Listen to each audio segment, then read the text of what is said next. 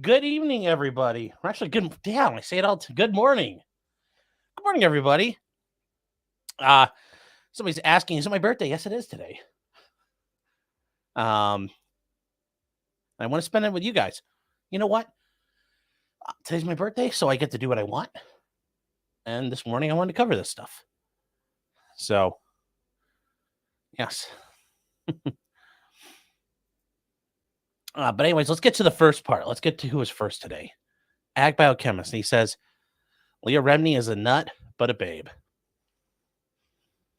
You know, when she was in Scientology, you could probably call her a nut, but hey, we'll get to the fun stuff. So let's see here. We do have a Fair Frozen 55 for $10. Thank you very much. The super chat. Saying, happy birthday, Sean. Get an old fashioned with the mandatory ribeye birthday steak. Not necessarily old fashioned, but I'm pretty sure I'm having steak tonight. So you kind of getting there. Today's going to be a busy one. So much crap going on. Hope you found a new shank on the flower pot. I actually have to go down to court on Friday morning, so we'll see if I can find one. So the Suiar says, 10 a.m. now. Yes. And was I late? Yes. Yes, I'm potentially late. 100% late. So, all right, guys, I'm going to give another minute or two for people to get in here. Oh, Parallax, hey. Is the garbage already coming through? Damn, garbage truck, you were early today. Not going to complain about that's a good thing. I'm glad I just got it out there because normally you're not coming for another hour or so. Actually, you guys can probably hear it right now, too. So we're going to give that a minute till they go by because that is not pleasant to listen to. Oh, boy. Hope everybody's had a good week. Tonight, we will be on at the normal time at 9:30 for a stream. We'll be covering a lot of different things. I know some people have asked me what's going to happen with former President Trump's gag order, protective order hearing. That's set for Friday, so we won't know. Obviously, the DOJ is going to be asking for him to get not a lot of talk about nothing, no more, not, no way, no how. I don't think it's going to go that way, but we shall see. We shall see. There's a couple other things we will be covering, but I know that's one of the big ones.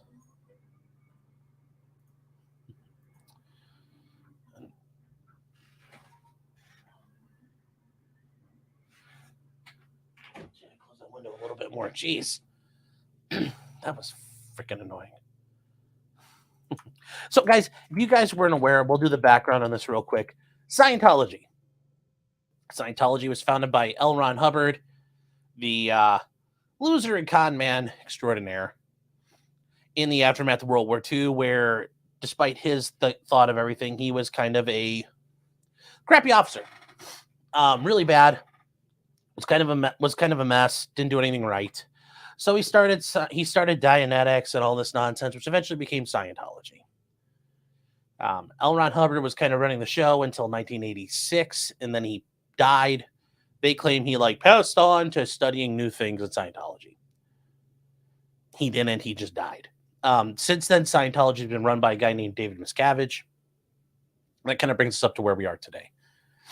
If you want a decent breakdown of how Scientology is run and how they operate, this complaint will discuss it. But if you watch Leah Remini's Leaving Scientology in the Aftermath, it's actually really good. It's a really, really good discussion of it because she has people who used to be in Scientology, that were high up in it. For example, one of the guys she does a show with, guy's named Mike Rinder, he was in charge of doing all the dirty work and was like the hatchet man for the Scientology group. When if you left, he went after you and destroyed your life. So they have, she has a lot of fairly decent people working with her. And explain just how abominable this whole thing is. So if you really want the background, that's a good one. There's also the documentary Going Clear. And Going Clear is the idea that if you get through the entire Scientology chart and spend hundreds of thousands of dollars, And you get that all done. You get what's called, you've cleared all your thetans, you've done all the stuff, and you believe the story about the hydrogen bombs and the 707s. You get what's called clear, like you've completely purged yourself. You're at the highest levels. So, and this is a great example of just how big of a hustle this whole thing is.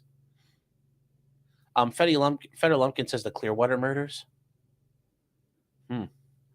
Yes. So, yes, Davy Miscavige, yes.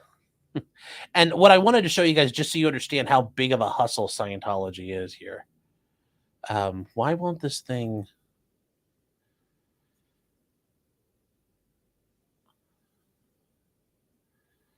So this is an older... I wonder if I can bring this up. Okay, perfect. I actually can bring this up now. So this is just an example of how big of a hustle Scientology is here. This is from 1970.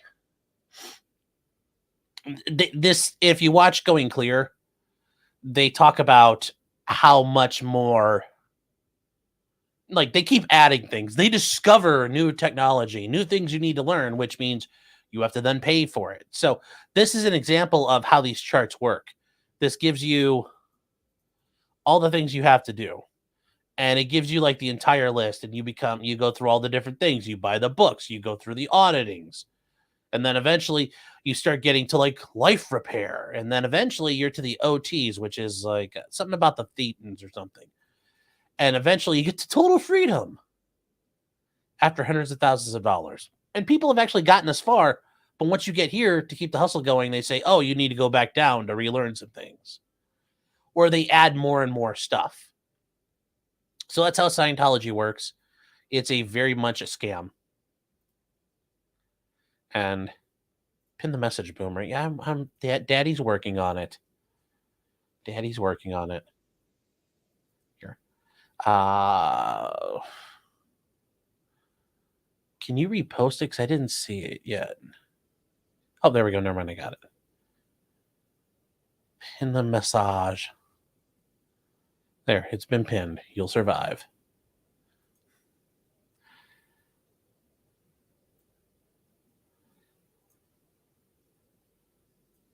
So, all right. Well, you know what? It's been enough time. It's been enough background. It's time to get started here. Let's go. Let's go. As the great Mario would say. Yahoo! Let's get into the fake world of Scientology and what they've done. All right. Yes, L. Ron Hubbard was a very prolific sci-fi writer. Yes, he was. He wrote tons and tons and tons of it.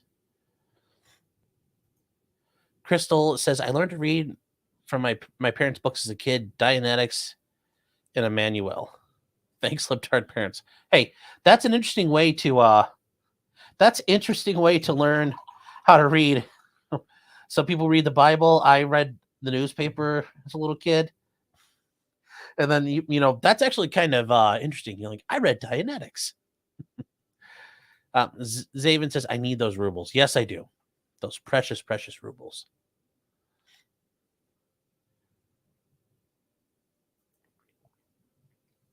Elfin Clinad says, to quote Sean, this L. Ron Hubbard guy truly has some great ideas. He's a real visionary. Yes, you can quote that. You know, unlike Ted Kaczynski, this guy really made it happen.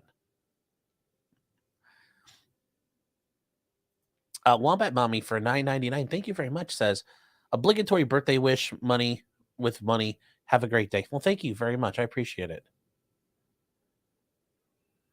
Who's calling me? Don't know that number. If they want to, they'll leave me a message. Oh, what the hell? Make sure my voicemail isn't full, because sometimes that happens. All right. Boomer says, I'm printing a 21-page pro se pleading. Wish me luck. Good. Oof. Look, I don't envy you. I do not envy you. Federer Lunkin says, I found it unbelievable how many celebrities bought into Scientology. It is interesting how many have. But you kind of play on some of their when you listen to the people who run the celebrity centers and they talk about the people they've drawn in, a lot of celebrities, they have their demons, they have their things they're working on that they're trying to deal with. That happens all the time. So it makes sense. You're also doing people who are somewhat vain. They have their own, that's how a lot of them got involved. But I'd say for like Leah Remini, she didn't become famous then as a Scientologist. She grew up as one. So for her, it was a little different than other people.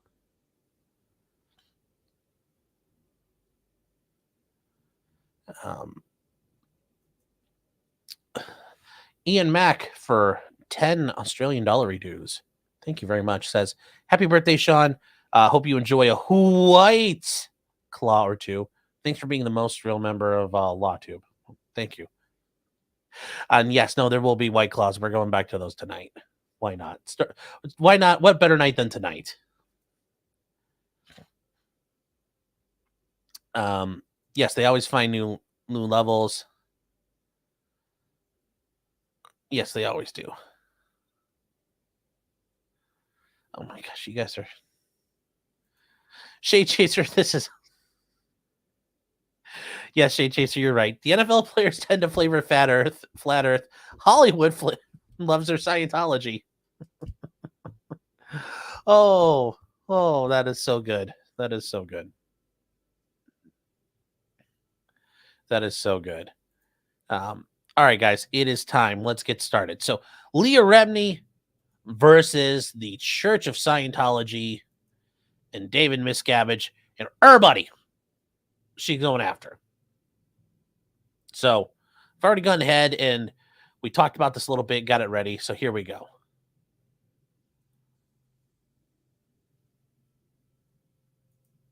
So this part here, this is all just gobbledygook at the top.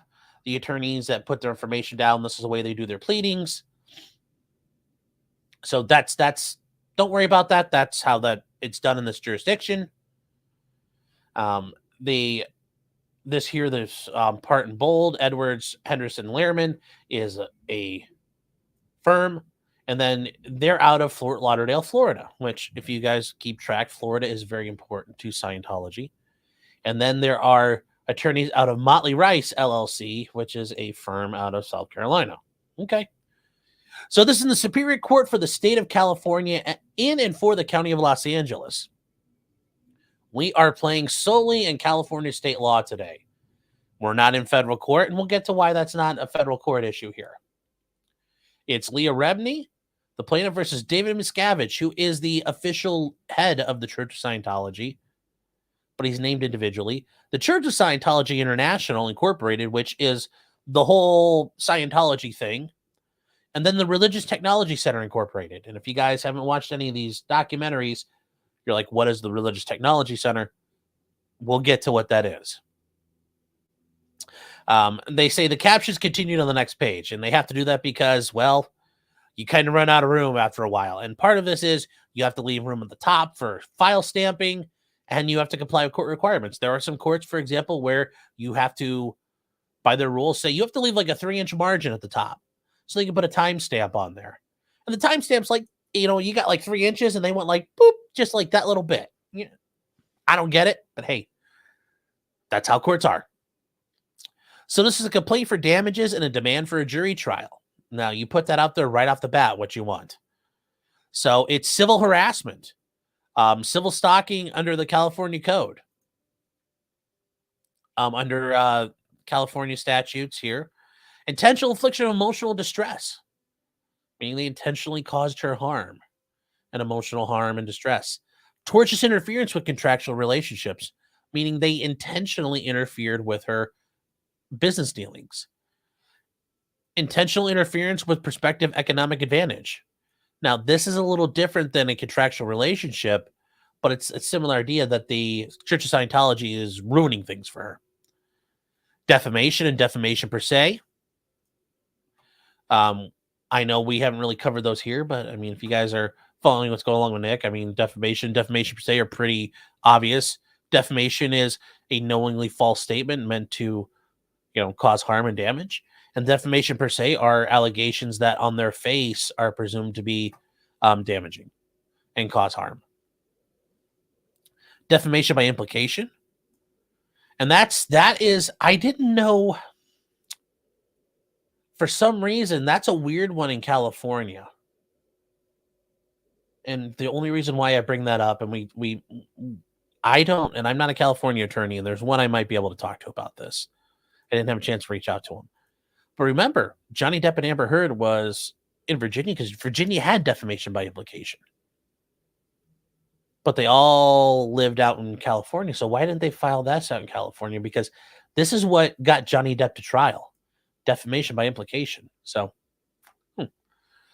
false light, which we'll get to because that is an interesting one. That it's an interesting tort that's not normally one done. And they seek a declaratory judgment under the California Code of Civil Procedure. So the caption keeps going. And it's just that they ran out of room, but they have to say, look, technically, this is the end. The end would have been on that page. So we have a blank page. So the beginning of this, and she sets out here the nature of the action and goes through the beginning of what L. Ron Hubbard did with the Church of Scientology. I'm not going to go through it because I kind of gave the crash course already about what these people do. But anyway, when you go after people, the policies for attacking their enemies is called the policy of fair game. And fair game is done to suppressive persons, people who seek to harm their church. They refer to them other names by attackers, merchants of chaos, merchants of fear, antisocial persons, anti-Scientologists, psychotics, squirrels, that's like their internal nickname for them, the cancer of society, criminals, and bigots. And this is all L. Ron Hubbard, and as they refer to him in Scientology, the great LRH. They say his name reverently. Those are the people here. And one does not need to be a former Scientologist to be on their enemies list. And that's very true as well. Anybody can go on their enemies list. I could be on their enemies list. By covering this, if they don't like how I did it, I'm on their enemies list now.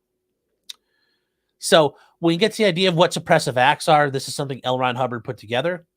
And the issue with this Scientology thing is what L. Ron Hubbard said. It's kind of like Islam in the sense that there is no reduction. There is no editing. There is no changing. What he said and what was dictated to him is law.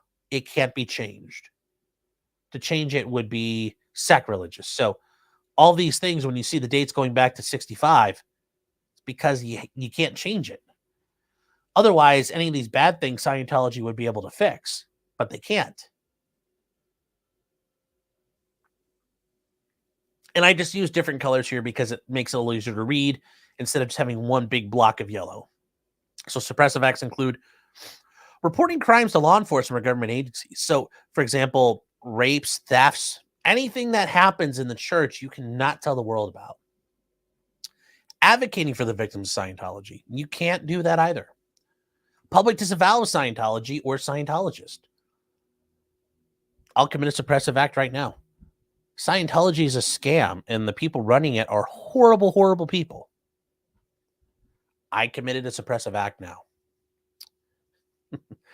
Writing anti-Scientology letters to the press or giving anti-Scientology or anti-Scientologist evidence to the press or testifying as a hostile witness against Scientology in public.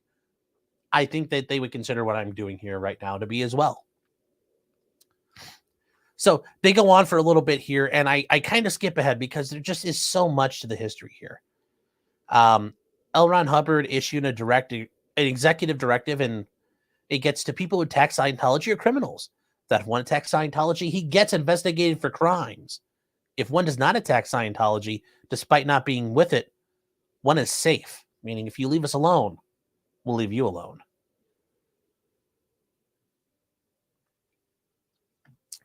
In 1972, Hubbard wrote a paper called Counterattack Tactics, and it laid out the plan.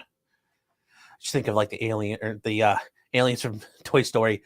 The claw. What are we doing? The plan. And he referred to it as 3-channel handling to attack those who speak out against Scientology's abusers and advocate for themselves and others.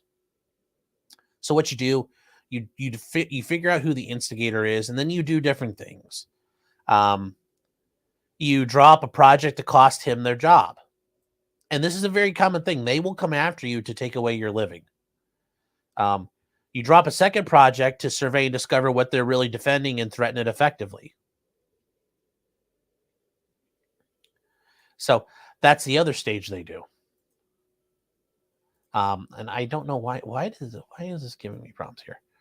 And then they, on achieving success, you inform that public relations so they can then, you would then inform legal to utilize the information to mop up. And they will come after you in any way they can. They are very much, they have a sovereign citizen ability to use the law to bend to their favor and manipulate it, engage in paper terrorism. They do it very, very, very well. So the actions of against suppressive people are carried out by the members of the Sea Organization. And the Sea Organization is the part of the Scientology church where you sign the billion-year contracts. Not joking, it's literally a billion years. And then they also handle Scientologies, and it's kind of like the, I'm going to say it, it's kind of like the SS in the sense of like, you have like the Scientologists in general who are like the Wehrmacht, and then you have like the SS, like the Waffen SS, and the SS itself running around doing internal policing. Especially these guys have snazzy uniforms too. They handle the internal security and the outside legal affairs and serve as Scientology's intelligence and spying operation. You can also call them like the KGB. They are the sword and shield of the church. So,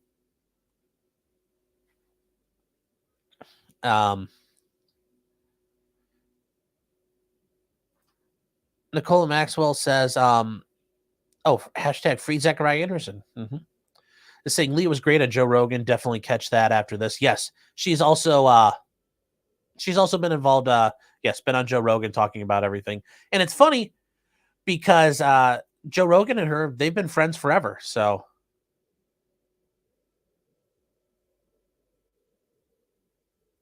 okay. So we're gonna keep going from there. Wombat Mommy says he got all pissy because the world psychology rejected his new way of treating people. Yes. That was part of the other. If you guys watch some of these documentaries, L. Ron Hubbard was a lunatic, and it's not abnormal. So, and then real quick, we have a couple of, I think I missed actually here. Just Me for $9.99. Thank you. Says, hey, I tried to call, but it went to voicemail, so I figured just leave the message here. Happy birthday. Oh, if that was you, okay. Thank you. I appreciate that. Unless you're being funny, that's also funny timing.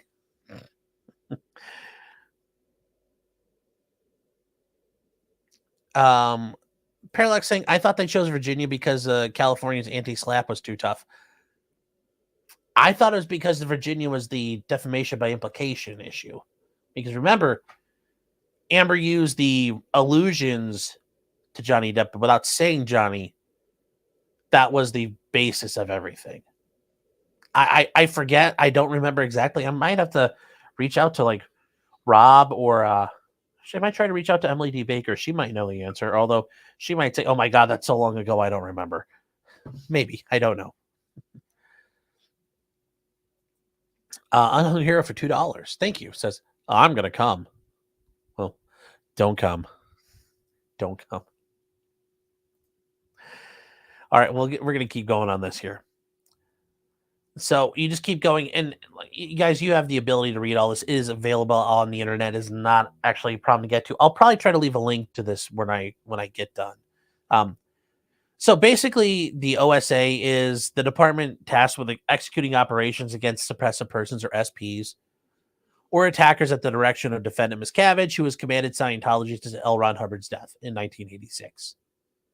The suppressive, also, if you guys weren't aware, the guy on the screen on the thumbnail against Leah Remini is David Miscavige.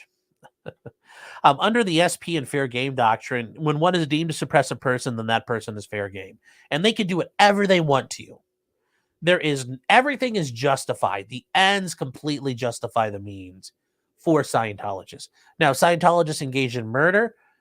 That hasn't necessarily been alleged, but they can pretty much do everything else to you, and it's all good. And these are actually very these are a lot of footnotes here, a lot of footnotes, which I think are very well done. The deck means declaration of Mike Rinder. A declaration is a statement that you make that is sworn, very much like a affidavit that you do under the penalty of perjury. And they use the different declarations of people that have been involved in Scientology who have escaped. So that happens a lot, and they talk about what's going on here. One order entitled Target Defense provides that one cuts off the enemy communications, funds, and connections. And that's true. That's how they do this. They deprive you of your political advantages, connections, and power. You then take over enemy territory. He harasses and raids, all on a thought plane. And this is very much this right here. This whole thing, if you guys are studying of any political things, this is very much Saul Alinsky, I would argue. It's that you pick a person, you isolate them, you politicize them, you polarize them. So it's very much this. I would argue a similar way that Saul Alinsky did things, which a bunch of street agitating communists. Okay, one thing, it's easier to deal with them than the Scientology people. So, but it's very much, if you guys are reading this, you're like, that seems like Saul Alinsky. It very much is. And to be fair, Rules for Radicals was already written by the time L. Ron Hubbard was out, so he very likely could have read it. And the battle tactics directs the prize of public opinion where press is concerned. Yes, it is. That, if you guys notice, that is the goal. That is the high ground, because if you control public opinion, then they're safe, and then they can destroy people. And this goes back to L. Ron Hubbard's understanding in World War II. This means standard wartime propaganda is what one is doing, complete with atrocity, war crimes, trials, the lot. You don't give the enemy breathing space. Yes, this is a very dedicated propaganda campaign and understanding of manipulation of media and how to get things from people. Like I said, they are very crafty. The ultimate purpose of handling the attackers is to totally restrain and muzzle them, obliterate them, and ruin them utterly. You start feeding lurid blood, sex, crime, actual criminal evidence to the press. You don't ever tamely submit to an investigation of us. Make it rough on all attackers all the way. And these, going through these, they have all this stuff is documented because L. Ron Hubbard put it all together. It's all information that is accessible. They mentioned here, indeed, the defendant's use of fair game is acknowledged by courts in California for many years because people have sued Scientology for things. And they talk about here the courts going after them. And they talk about different cases here. Like one of them is Scientology versus Wollersheim. There's the Hart versus the Cold Awareness Network. There's Church of Scientology v. Armstrong. There's Allard versus Church of Scientology. I mean, these guys have been involved in all kinds of things going along. They've been sued left and right all day long. The practice of declaring people fair game will cease. He says that officially. Fair game may not appear in any ethics order. It causes bad public relations. This does not cancel. This policy letter does not cancel any policy on the treatment of handling a suppressive person. So we're just not, once again, this goes back to, like as Robert Barnes said, always in cash, never in writing.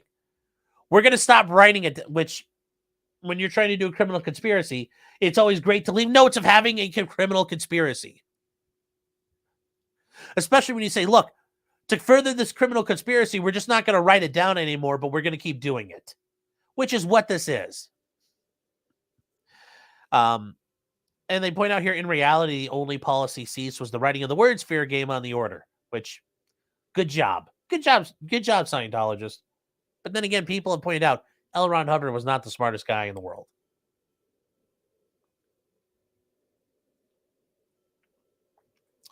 So they point out that according to the court case here, Hart versus the Awareness Network, which is properly cited if you guys want to look it up, that a person who's an SP is fair game. They may be deprived of property or injured by any means by any Scientologist without discipline from the church.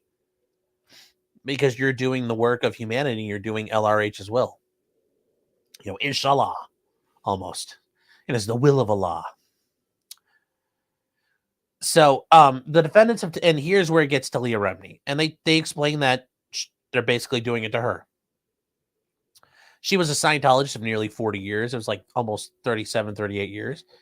And in 2013, she was deemed a suppressive person and declared fair game by Scientology in 2013 when she left. So this has been going on for 10 years.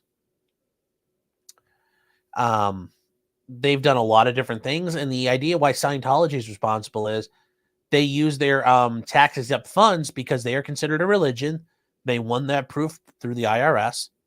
And they're using all this money to go after her. They also point out that they've threatened and harassed, intimidated her family members, friends, colleagues, business contacts, causing her to lose personal relationships, business opportunities, and business contracts.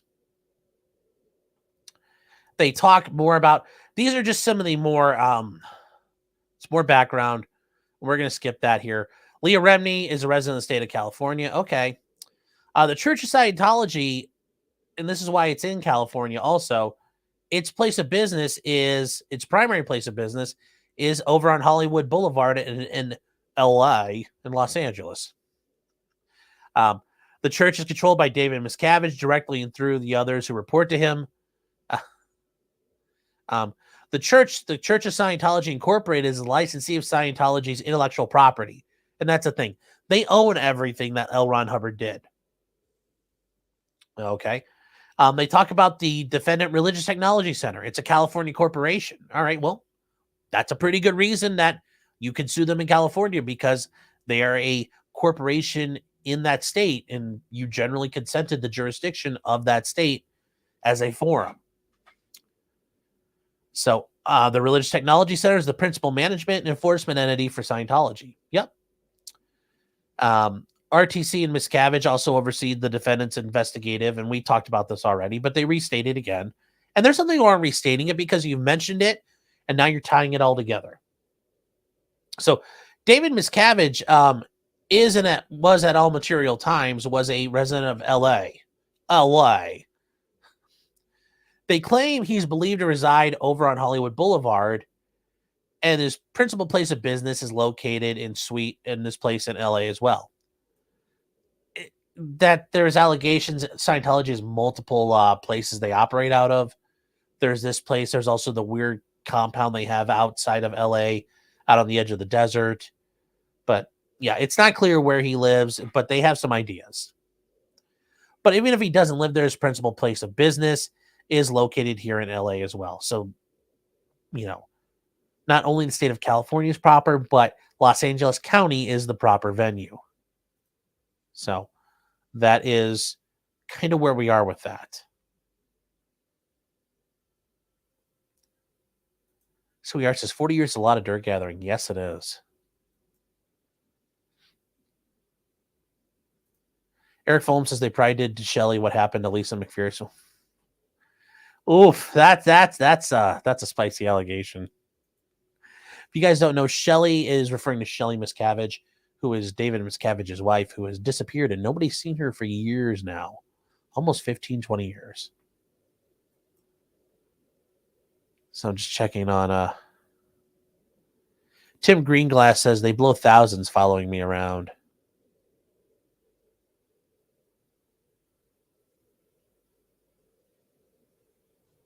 So, Queen Beast is watching from South Carolina. Well, thank you. Hello.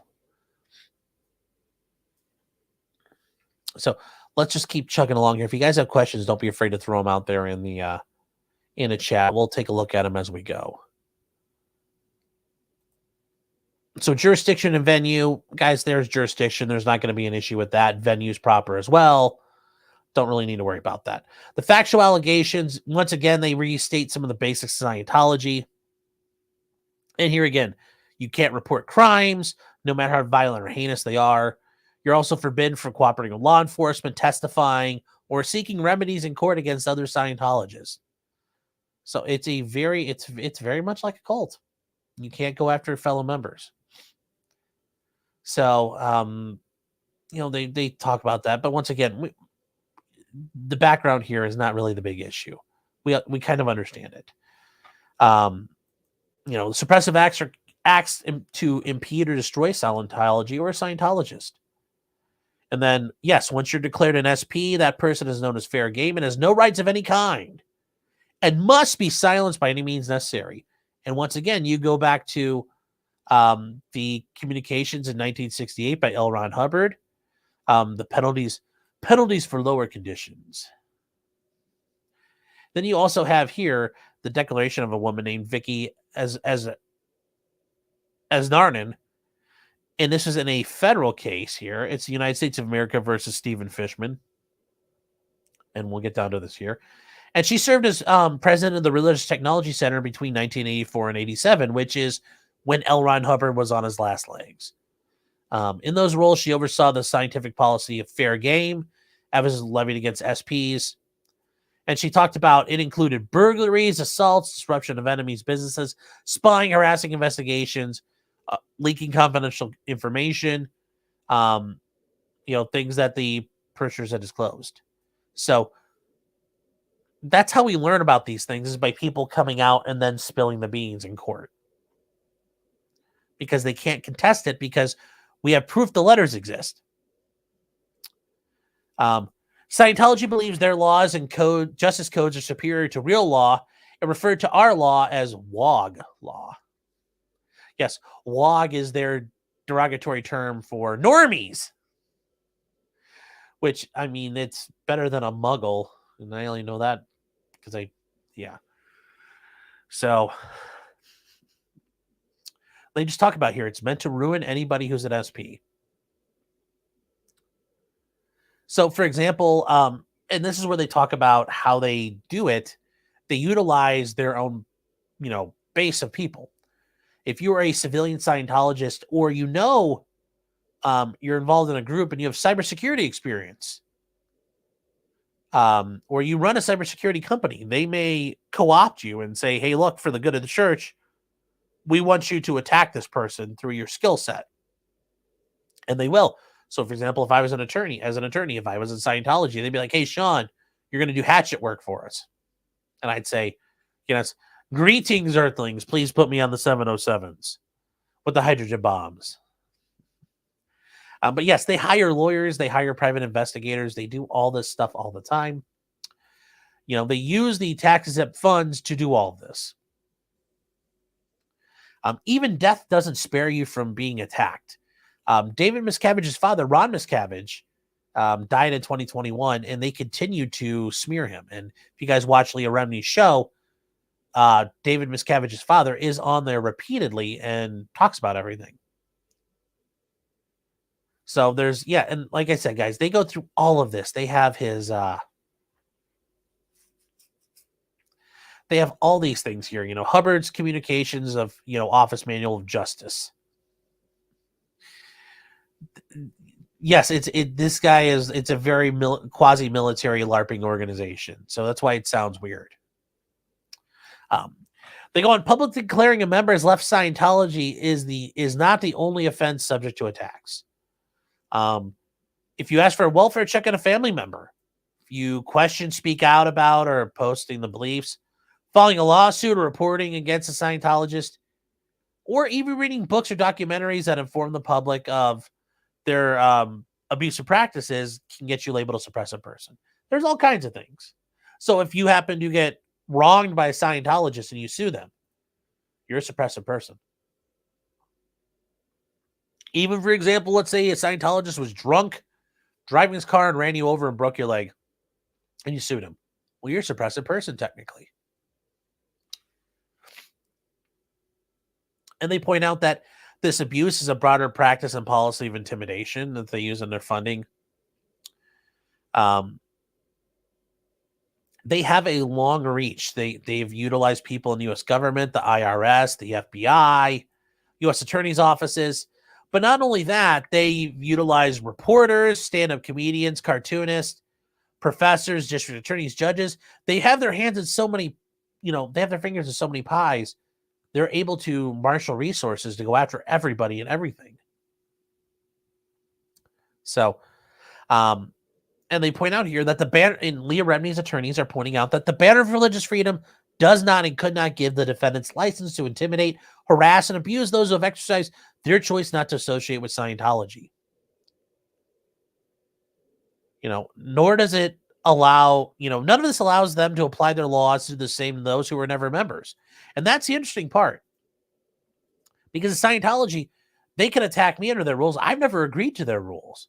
But because I've never agreed to their rules, that means I'm an outsider and I'm fair game. Which, yeah. That's like saying I'm subject to, papal law and papal edicts, but I'm not but if I wasn't a Catholic, that wouldn't make any sense. Like, I'm excommunicating you from the church, but I'm not Catholic. How would that work? Now, the DOJ has acknowledged in various court cases and things here, including a case involving members going to prison, that the DOJ has recognized Scientology uses fair game to violate the rights of others and harass people. The tactics used to silence and punish anybody are well known within Scientology. The people who escape are forced to go into hiding, and they refuse to cooperate because they're afraid of what's going to happen to them. So they don't want to become fair game. So running away, as long as you're quiet, they don't care. If you shut up, they leave you alone. That's their goal, is to get you to stop. And then they bring up that the issue with these policies, they were written by L. Ron Hubbard, who's the only source for their teachings and laws. Well, that creates a bit of an issue for them. Because Scientology solely relies on the writings and directives of Scientology for nearly everything, their actions are consistent and demanded by their policies. And this is where they point out that the only person who can change Hubbard's policies is L. Ron Hubbard. As a result, none of the laws that govern Scientology and Scientologists can ever be changed. If they could, it would lead to a crisis of confidence in the church, because Scientologists believe that Hubbard was infallible and his teachings were perfect. Yes. So it's kind of like the reason why the Catholic Church doesn't have papal infallibility anymore. They jumped away from that because that means you can't ever back down, or you have to basically kill everyone. So the Church of Scientology has acknowledged, L. Ron Hubbard is infallible. His writing is absolute. So as a result, these SP and fair game policies can never stop because the church can't change them. And they point out that the reason why this lawsuit's being brought, and this is important, if it's not 100% clear why you're bringing this lawsuit, you have to explain it. And this is pointing out that, look, this organization cannot change itself. Because it can't govern itself and it's attacking people, we're seeking redress through the courts. And they want to stop this before it causes harm to more people. Now, here, Leah Remini's introduction into Scientology. If you guys watch the show, it makes sense. By 13, she was already part of it. And then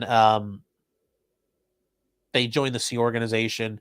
They signed the billion-year contracts. So yeah, we're gonna skip through all that. And she was a member of Scientology for over 35 years. Yep. And if you watch the show, she shows the thing she did in the interview she did, saying, "Oh my God, Scientology is so good. We're helping people. By gosh golly, we're just good people." We're skipping along through that because that's not the issue here. They do point out that during her time when she was a Scientologist, she was forced to pay and undergo thousands of hours of training at substantial cost. And that's the thing. When you're in Scientology, you pay for everything. If you get disciplined by the church, you pay for your disciplinary hearings and retraining. So, for example, if you said something bad about Scientology and they want to re-educate you, guess what? You're paying for all of that. To move up what is known as the bridge to total freedom. So they talk about all these training routines here, and that they were just abusing children. And a lot of this is just awful crap they talk about through here. And here's where this one I wanted to bring up. She believes that she spent over $5 million. Now, other people have been, fleeced, but you get fleeced they fleece you just enough. Because remember, you can, if you kill a sheep, you can only kill it once, but if you keep fleecing it, just keep it alive, you can keep shearing it for wool. And she got fleeced. They fleece you accordingly. Tom Cruise is getting heavily fleeced. John Travolta got heavily fleeced. $5 million. $5 million.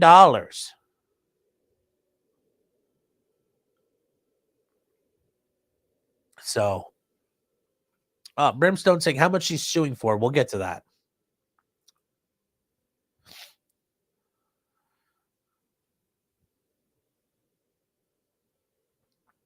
So,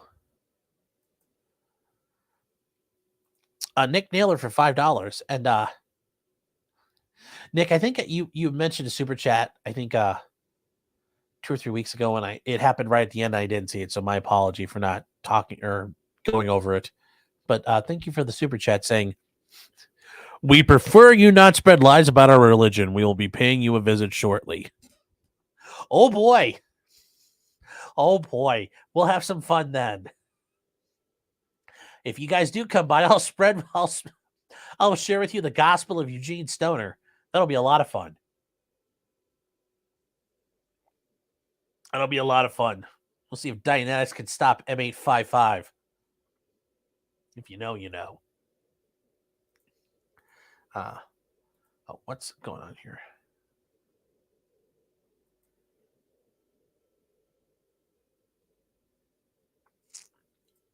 Okay. Approximately half her funding was for services that she purchased, as from any other business. The other part is you donate to the International Association of Scientologists, which is like this. It's a slush fund. You donate money as part of your thing. And David Miscavige uses all that money for his war chest. And I'm assuming he also uses it to live the high life. You're required to prepay for the services, and after you're declared a suppressive person, she was unable to pay in repayment of any of the money she had already put aside. So, and it's funny because, she was the public face for Scientology, recruiting people. She was awarded commendations by David Miscavige. Tom Cruise, yes, if you guys weren't aware, Tom Cruise really is a Scientologist. And by the very people who attacked her in all these videos and things that happened later that she's now suing over. Which, yes, it is interesting that Scientology, you do all this stuff and they attack you later. All the same people who said you're great denounce you in the next breath. They claim she was untrustworthy and apostate. Yeah, not good stuff. They began their campaign to destroy her in 2006, but that's because she started questioning things. But it wasn't until she publicly left that they really came after her. And the reason why is in 2006, she attended the wedding of Tom Cruise and Katie Holmes, the pride of Toledo, Ohio. Technically Ottawa Hills, if you want to be actually about it, in Italy. Cruise was David Miscavige's best friend and essentially his second in command of Scientology. Yes, that is a weird thing. Tom Cruise is basically like the second coming of Jesus there. Only second to David Miscavige. And if you guys want to go on YouTube, you can watch the videos of Tom Cruise getting awards. And holy shit, that guy is like balls deep in Scientology. It's a high crime in Scientology to criticize him in any way. They consider him the most dedicated Scientologist outside of Miscavige or L. Ron Hubbard himself. The wedding was billed as the wedding of the century. Because of its status within Scientology, Leah was shocked to discover that David Miscavige's wife, Shelley Miscavige, was nowhere to be found. She is the assistant to chairman of the board, which is who David Miscavige is. And her job is to constantly record everything he said so that a team of secretaries could later transcribe his words and disseminate it. All right, well, so is that a problem? Well, she asked a group of Scientology executives and Tom Cruise's handlers, where is Shelley? Even though she's at this point, she is important. Now, she's not Tom Cruise big, but they also don't treat her like complete shit because she's a cash cow. But they immediately crapped on her by saying, why you even bother asking? She also observed unethical conduct between Scientology executives and other things that were forbidden by the text. Like, wait, my religious leaders are not acting according to religious standards. Shocker, who would have thought that? But it's interesting because when you see people not doing the right thing, you're supposed to go and snitch on them. And she files knowledge reports, basically internal reporting and narking on people. And she shared her concerns and also the concerns about Shelley Miscavige. Hey, I didn't see her. I'm worried about her. Well, I'm sure you guys can imagine how the church took that. So she had done these reports for years and years, and she thought she was helping. When she was done, she was told to go to Clearwater, Florida, which is where the Flag Land Base is. Once again, this is L. Ron Hubbard's Navy, pedigree bleeding off into this.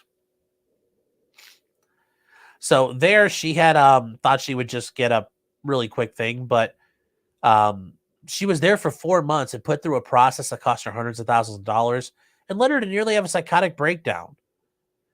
This is called a truth rundown. And yes, they basically abused her psychologically and physically. It's psychological torture meant to rewrite their memories. Yeah, they try to do all kinds of shit to you.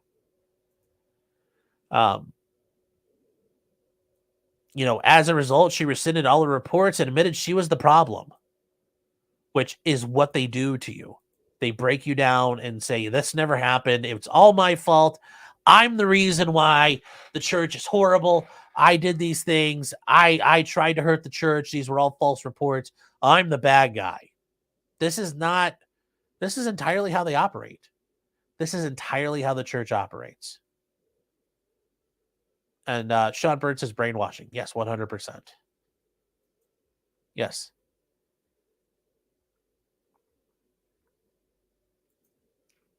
Vodka Blood says, last second meeting, and I finally get to catch Sean live. Hopefully it won't be long. We're going to be here. As you can see, we're only partway through this. Janie Fuller says, this certainly explains Tom Cruise's God complex. It does, but I'm thinking he already had that. This just helps exacerbate it. Harry Stevens says, we're discussing this. Meanwhile, the FBI murdered a 75-year-old for posting dumb things on the internet. We'll get to that tonight. We're going to get to that one tonight, okay? So, there's only so many things I can do in the day. And I thought it was more proper to talk to a, that one I think needs to get addressed at the normal time.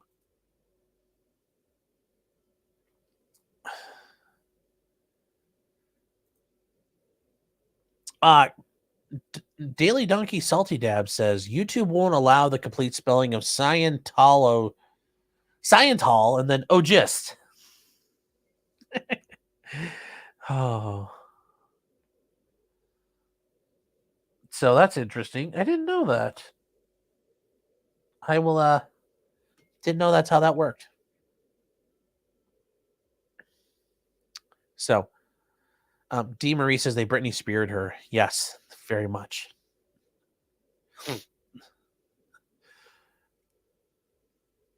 Jonathan says, I bet Jesus was a Scientologist. I'm sure he would have been.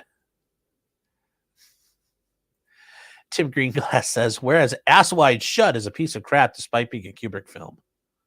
Yes. Yes. All right, we're going to keep going here. So she was not allowed to leave Clearwater and return to LA until she was forced to lie about her colleagues and lie about everything. She was forced to make amends to not only David Miscavige, but to Tom Cruise. So remember, if you insult Scientology, Tom Cruise, he's the number 2. Which, oh my God, that would be hilarious if he ever does a coup and Tom Cruise takes over the church, or Miscavige dies and Tom Cruise is like, it's mine now. The purpose of Scientology now, we're going to make more Mission Impossible movies. So, for example, she was forced to donate money and name a seat in a theater after Surrey cruise, and was to raise money for a donation to causes led by Tom Cruise. Oh, wow. After these reports of the emerged, she endured another 6 months of punishment over in Riverside County at the gold base they have. After her punishment, she quit in 2013. After leaving Scientology, Leah Remini filed a missing persons report on Shelley Miscavige, who had not been seen in public for 17 years. That's very true. Nobody has seen David Miscavige's wife as of 2013, in 17 years. Actually, sorry. As of now, it's been 17 years. So going back to, 2006, nobody's seen her. Nobody's seen her. In 2013, Leah Remini formally and publicly left Scientology and became an outspoken public advocate for the victims.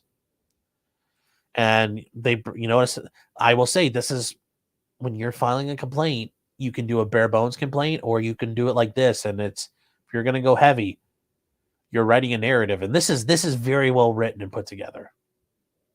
As you can see, they've been accumulating this and putting it together. So the church got dozens of current and former Scientologists. Remember, if you don't want to be attacked, you'll do what they say, even if you left. So that includes the former ones. To record videotape messages making false claims against Leah Remini. And we'll get to some of those claims later. She was in New York to promote her book, and that's when she was aware that private investigators were following her. They hired surveillance, inconsistent with their directives. They made it so intimidating she feared for her physical safety. And for the first time in her career, she hired bodyguards. So, they talk about here the biggest things that happened, and this is one of the big things that did. She interviewed with Anderson Cooper, and he warned her that they might not air this. And the reason, think about it, CNN. They aired a 5-part series on abuse by the church called Scientology: History of Violence, and they had faced so many attacks from the Sea organization that they were like, we're not sure we want to go through all of that again, but we'll at least record this. Which is, think about that. CNN. They cucked CNN, which, I mean, it's happy to see them get cucked, but these guys are so bad, they cucked CNN. And they cucked Anderson Cooper, of the Vanderbilt family. Like a guy that, his family has power and pull and connections, and he got cucked. And, his influence within the CIA, and he still got cucked. That says a lot. Some deep state WEF dude got cucked by these lunatics. Since his series aired in 2010, he has never broadcast another story about Scientology. Yeah, that's how powerful they are. Their paper terrorism game is very strong. And they don't have a pullout game. So from 2016 through 2019, she created, produced, and hosted the award-winning documentary series Leah Remini, Scientology in the Aftermath. Like I said, if you guys have not watched that, watch it. It is very good. Like, if you guys want to catch up on all this, it's the best way to do it. Contributors appearing on the series were after harassed and stalked by Scientology, including through disparaging websites that were posted almost instantly. And it wasn't just the people who were on the show. It was like, if you worked on the show, you're a cameraman, you're a producer, you're an executive. I mean, if your name showed up in the credits, they're going after you. They point out Scientologists provide an opportunity to comment on every episode, yet they never do. But they've done everything they can to sabotage and harass her. They sent letters to the network heads at AE, the CEO of Disney, and innumerable advertisers and sponsors to withdraw support. So just like we see on Twitter where people engage in this, oh my God, can you believe that this company is sponsoring a bad guy? And the company's like, no, we don't. They do the same thing, but they go even further. They had a special meeting where in 2018 where they sat down and they developed tactics to especially attack her show and go after her. They set up their own talking points to crush her. So additionally, attendees were told to say that Leah paid survivors and whistleblowers appear on her show, which is false. They sent hundreds of letters to go after people here. They organized harassment of non-Scientologists like the crew and support staff and their family members. Oh, damn. That is the problem with Acrobat. It is crapping the bed. And yes, one or more documents. Yes, I'd like to continue where you left me off at.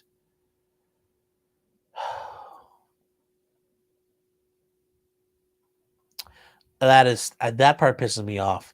I pay for Adobe, and well, it comes with Photoshop, but then they do all this crap where it doesn't work right. Frustrating. But we will get back to this. Actually, hold on here.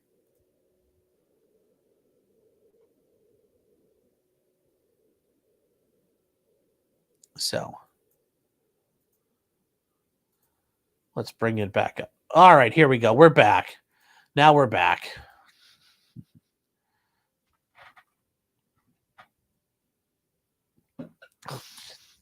Just me for $9.99. Thank you. It says, yep, that was me calling when you started the show. Just put me in your contacts as LRH.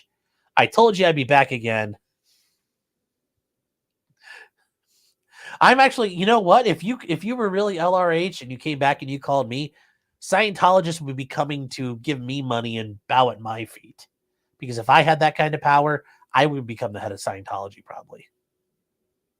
So don't put that on me. That's not something I want. Well, I pay for Adobe. Well, I pay for Photoshop. That's how I do all my stuff. But I use it because it's fun and it's a tax write-off. So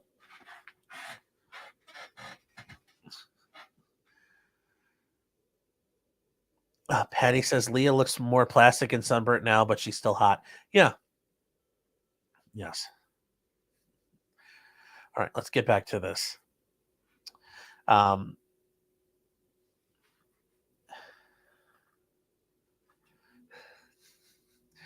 So they talk about oh wait, we got a little too far. Oh, no, we're right here. Okay. So this even got worse, though. They went after her when she went to appear on Conan O'Brien's show to promote her TV show. And they sent letters to her criticizing her. And Conan O'Brien said he's never received a letter of this character in the 24 years he did his show. And that's the thing. These guys go above and beyond. That's how crazy. Guys are fucking nutters at the end of the day. They also claim that she was involved in things involving a guy named Brandon Riesdorf, whose parents were former Scientologists, and he attacked the church they had there. He was forced to disconnect from his family in the midst of a mental health crisis. And that's the thing. And if you guys remember Tom Cruise's thing that was going on when he did the couch dancing, Scientology banned psychiatric treatment or psychological treatment. No drugs, no things like that, which... Maybe their ban on SSRIs isn't a bad idea, but the rest of it, oof. They accused her of being involved in the murder of a Taiwanese Scientologist over in Australia. So, and they claim that she supported the murderer. And they use over 200 Twitter accounts. They continually retweet intentionally false and libelous information, which they do exist. They 100% exist. And you can go find these, and they are interesting to read. These are Hate Monitor. This is actually one of the big Scientologist. This is a big Scientology. This is one of their big things. This is one of their main operational Twitter handles, and they will use it very well. So they talk about a rap sheet includes an attempted bribery, tampering with justice, and inciting hate. Yeah.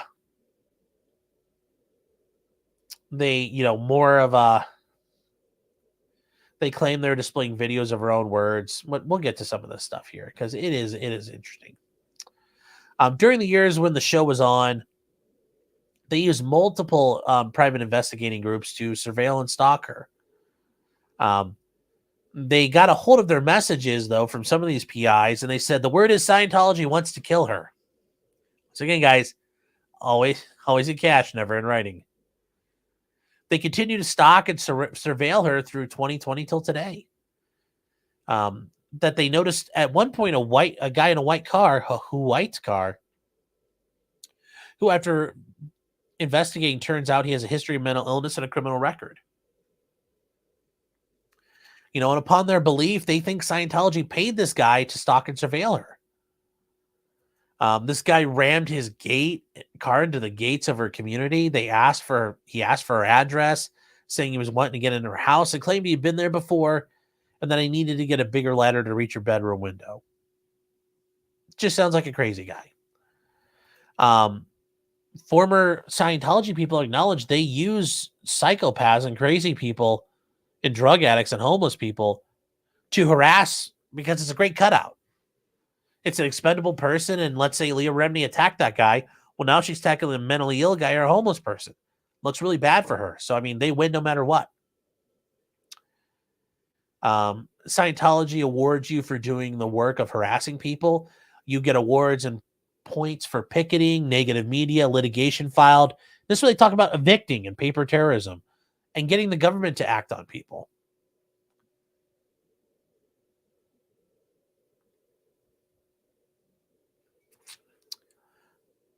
They also used a organization called Talent Executive Services.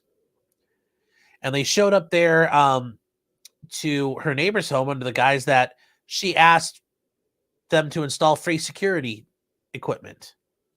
Her neighbor's thinking, oh, well, Leah's a nice neighbor. Why not? They're like, that sounds like a good idea. She's trying to protect herself. In reality, they were going to use this as surveillance equipment to spy on her. And she only knew about it once her neighbors called and said, hey, thanks for the free surveillance equipment. We appreciate it. And she's like, what? And as early as 2023, an unidentified male was recorded on showing up with a hammer, smashing her mailbox. And the police believe that he was sent by Scientology. So the other thing they're doing is called a noisy investigation. And that's where they go around like, I'm just asking questions. But you ask them in such a way that everybody hears about it, knows about it, and it freaks everyone out.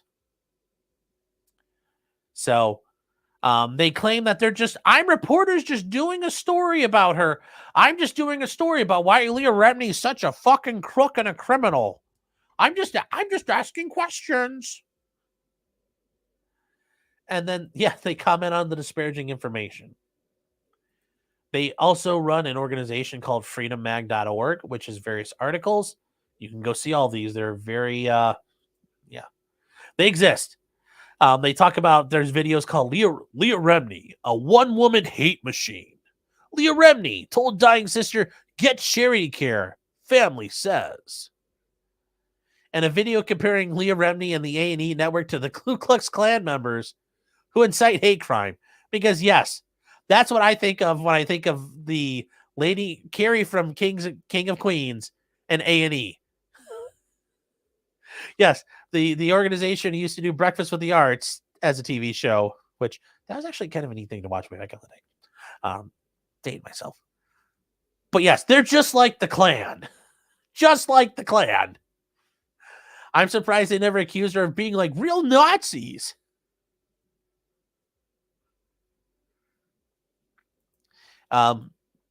This decade-long harassment has caused her severe emotional distress and made her fear for her safety. I could be hard to blame her at this point. In addition to all the stalking, there's social media attacks. So there's a group called Scientologists Taking Action Against Discrimination. Standleague.org. One of the many websites they use to harass an attacker. They talk about all the crap she's put together. She's an unhinged religious bigot who profits by spreading hate. I mean, it sounds like she's saying the truth here, brother. But I love some of these articles they put together entitled, "Are Leah Remini and A&E responsible for the wave of violence against Jehovah's Witness Kingdom Halls?" Which makes you wonder, like, why do you guys give a shit about Jehovah's Witnesses? You know, Leah Remini is a disgrace to women of valor everywhere. I love this best one. As the world remembers the Holocaust, bigot Leah Remini inspires praise of Hitler. It's like, holy shit. I've read the article. It's like, I don't know how the hell anybody could believe that, but I've read it. It's very interesting what they say and do there. It is very, very interesting. Redford says, bravo.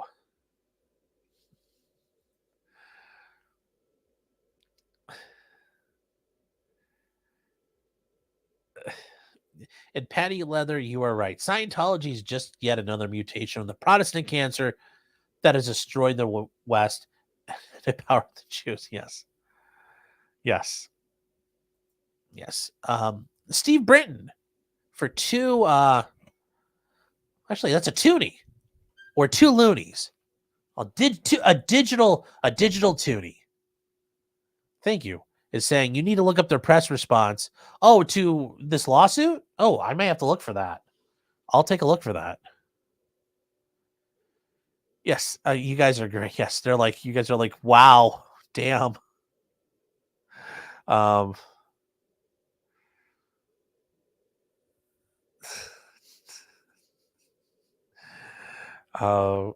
Yes.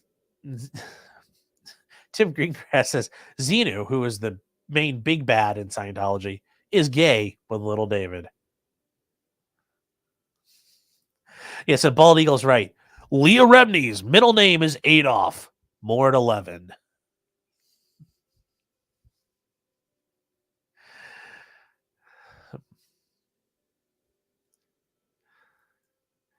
The Real Five says Toonie, our dumbest coin. You know what? You have coins. That's kind of neat. Just take him to the strip club and make it rain. They also created a website, going back to Scientology and back to the complaint.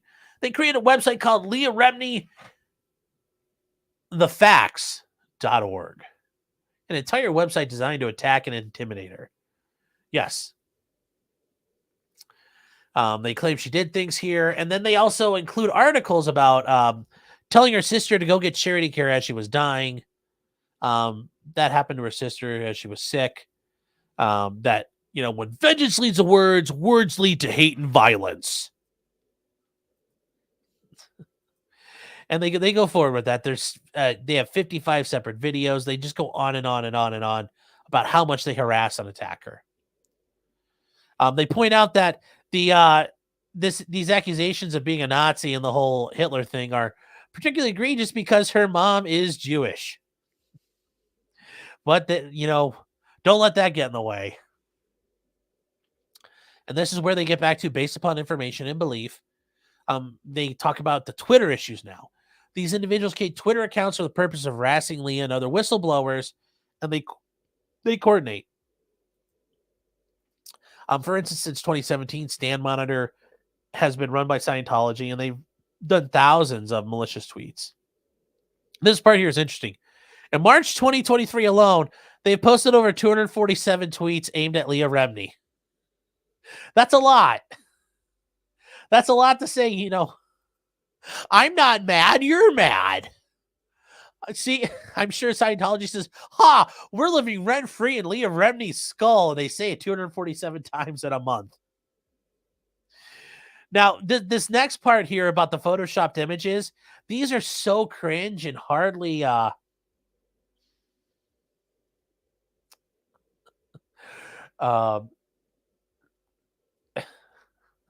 there is just this is so crazy.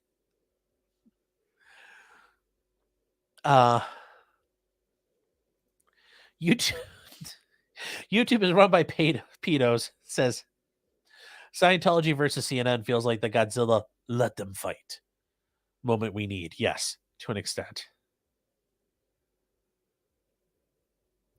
Brimstone says, also good to see you, man. Saying, I want to know where I could find Leah's nudes. I'm surprised those didn't get leaked in the fappening, but I bet they're out there. Steve Britton says, is there a mod in the chat? There should be.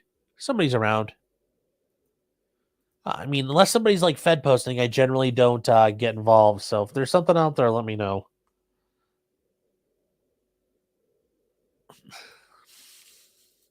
Okay, and Ada and Brandon Garcia, it's good to see you, man. I know to see you around a little bit. Said, referring to Leah's mother being Jewish, you know. Yes, Adolf was Jewish as well, and that did not stop him. Follow your dream, Volks. So,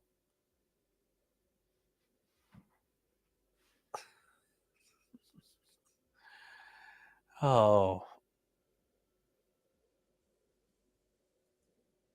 you have a link to the press release. Oh, okay, cool. Yeah. Hold on here. It should be. Let me. If you check down below, my email should be. My email should be down here in the. Yeah, check below. Scroll down. It'd be at potentiallycriminal@gmail.com. If you go down low enough, it should be right there. Email to me, Steve, and I would appreciate it. I'll take a look at it from there. So thank you. If you can. If you can, like I said, my email should be down below in the descriptions. Thank you.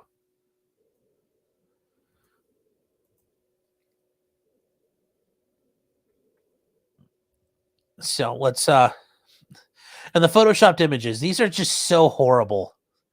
These are just garbage. It's yes. Good job, Scientologist. I almost believe that she really is. This is from the Hate Monitor from Stand. And I don't know how, like, somebody in the Scientology church was sitting there thinking, I know what I'm going to do. Leah likes rapists, so I'm just going to write it all over her pictures. It's like, yes, I heart rapists. Like, does anybody actually believe this? Does anyone actually believe this fucking nonsense? Like, who sat there at the church and thought this was a great idea? I mean, just look at this. Look at that. Like, I heart rapists. I heart Les. I heart Paul. Because Paul Haggis up here, guys, is a former Scientology person as well. But yeah, look, it's I heart the rapists. Like, no, that doesn't work. You guys are getting it wrong. Like there's Paul Haggis too. He's like my daddy rapist. Like, what the?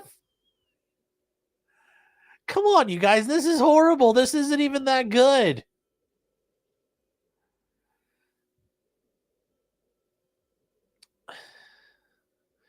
So, Scientology operate Twitter accounts have made claims she abuses her daughter. There's a Scientologist named Phil Mason who tweeted, Leah Rimjob is a hateful cunt, and it shows even on her stupid, boring game show, citing Leah Remini and thefacts.org, a website run by Scientology. They tweeted untrue and highly damaging claims that she's involuntarily committed her daughter to a nut hut, and these claims have caused her to fear for her daughter's safety. And they get to this idea of the Twitter things.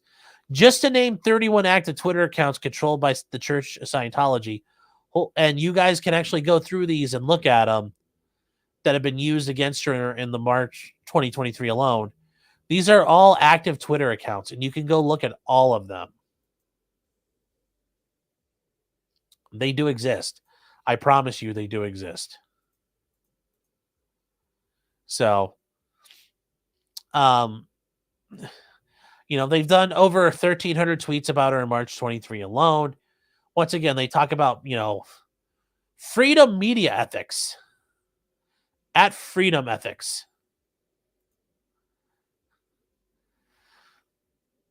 So, yes. And then this one here is just, I wish I were a man so I could rape too. I mean, who's looking at this and is like, yeah, that's got to be legitimate and true. Yes, that looks 100% true. That's got to be a real Leah Remini quote. I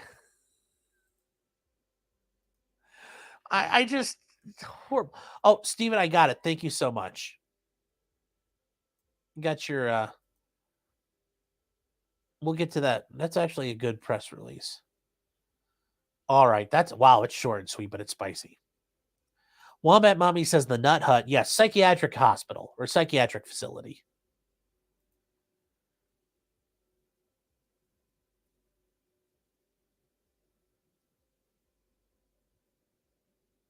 So, and Steve says, look at those number of likes and views on those tweets. Pathetic. Yeah, well, that's the thing. That is the thing. So, I don't know why does that show up to the side like that? Get out of there. I don't know why that stuck out there like that. My bad, guys. Didn't mean to cut down on the quality of what we were watching here. She's incurred substantial expenses to protect her emotional and physical health and safety. Now, this is where you get to the interference of contracts with iHeartMedia. So she entered into a binding contract and profit-sharing agreement with iHeartMedia to make podcasts. She was going to do 2 podcasts starting in 2018, a weekly chat podcast and a weekly podcast about Scientology. On May 1st, she signed a contract along with Mike Rinder. He was the former head of one of the big muckety mucks in Scientology. He was one of David Miscavige's right-hand men who did all the attacks and handled things against people. And then Conal Brand, the president of iHeart Podcasts, they all agreed to things. So on March 4th, they directed the publication of an article to say that she's allowing Leah Remini to engage in obscenity, lace, and abusive language to insult, defame, and mean Scientologists. They released, this is part of their thing, attacking her and going after her. They did this to interfere with their contract. They openly admit they called the executive vice president and chief CEO to attempt to prevent this from happening. They even take credit for their advertisers pulling things off the show because, yes, advertisers get scared and run away. They engage in continuous efforts to end her contract. And, yes, ultimately, iHeart ended its contract after its last episode in March of 2022. So, in August, she entered a contract with Audio Boom to do similar stuff and keep the podcast going for 1 year. So Stan sent a letter to the CEO informing that they will be having a hate podcast of 2 rabid Scientologists.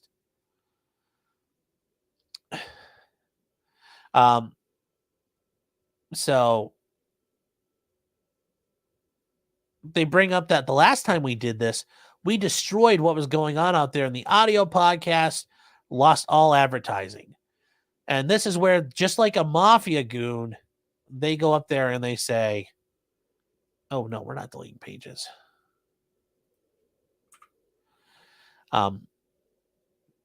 Audio Boom advertisers deserve the decency of being informed you intend to identify their brands with defamation and hate.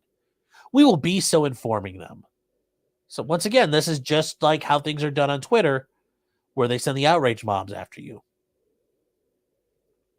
It's funny, on August 10th, hey, last year to the day, on my birthday, they sent a letter to the head of one of Audio Boom's advertisers, Babbel. They say, we trust that this, like these other companies who did the right thing, you guys aren't going to support dehumanizing, hateful content that violates your policies. It cannot be further from your brand values. No, instead, Scientology is a brand value. Please, don't let this on your platform. Pull your advertising. Okay, well, they did contact people, sent it to our agents. They've been contacting us. Who are these people? You know, from what we're understanding, this happened at iHeartRadio, and these guys are kind of not aware of what happened, I guess. And she didn't do a great job. They sent letters to other, including a Candy Capital, which sounds like a venture capital group. And they say, you're the largest investor. We're requiring you do something about its syndication of hate. So in August, her contract was terminated. It was Stan's harassment, intimidation of their employees, as well as what was done to the advertisers. Okay. So, yes, they don't stop like cancer. They keep going. In 2021, she had a show on Game Show Network called People Puzzler. Never heard of it. Defendants, through their course of action, attacking and harassing her, began posting open letters to the Game Show Network and allowing an unhinged bigot to host the show. They call her a rape apologist as their host, and she agrees it's not a big deal to sexually abuse women. They go after all the advertisers of Game Show Network. Kellogg's, Procter & Gamble, I mean, the big time. All it takes is to scare people. They point out that the production of the 4th season should be underway. However, it has not started, and she has not been contacted to begin a new season, which, upon their information and belief, is a result of ongoing harassment experienced by the network. That's one way to kind of stall things out, is just saying, well, we're not ready to do more. But that's how they get around if they want to.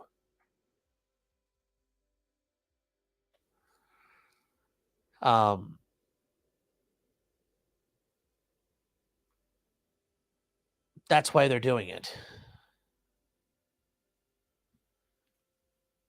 But that's, once again, they point out, like, upon information and belief, this is what we, know. And that's their way of saying, we can't prove it right this second. And that's where discovery comes in, but we're pretty damn sure that's why. And also, you can't do this. Can't do orphans. Widows and orphans are bad when you're making a document. Don't leave your headings on a separate page if there's no part of the paragraph with it. Just hit Control Enter and boop, right there. It should be right here. So in 2022, Vice News contacted her making about Shelley Miscavige's disappearance. After 2 months, Vice said that they were not going to be moving forward, and they think that was because of the Fair Game campaign. And then ID and PR is a publicity firm.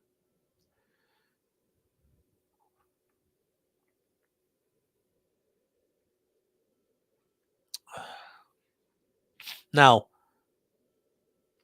she's been a client there. And she, if you have a press agency working for you, if you're not doing anything important, you don't have to pay them. So they represented hundreds of figures. And it's funny because they mentioned the other clients have made fun of Miscavige and Tom Cruise.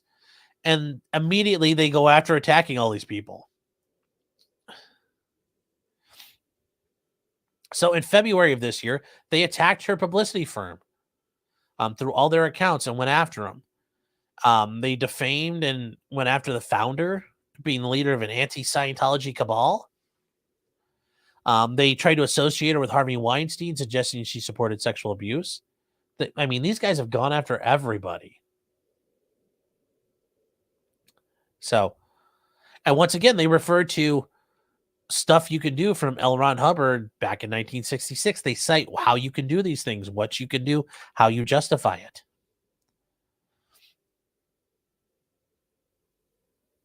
And then they do the whole thing of, like, on Twitter, like, are you aware of all these bad things happening and all of the horrible, horrible stuff?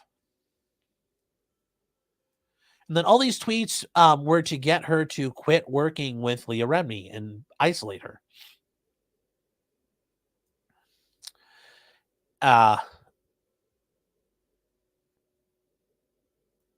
she then, and this is the only reason why they know this.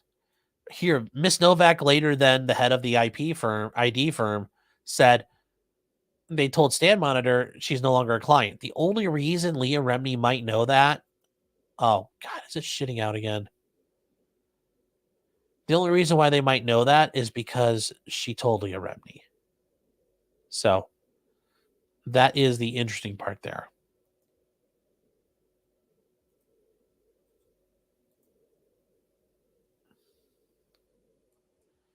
So that is, God, I have to keep bringing this up because why is it crashing today? I don't know. Lori Hendricks says, I'm waiting for the next season of her Scientology thing or the People Puzzler game.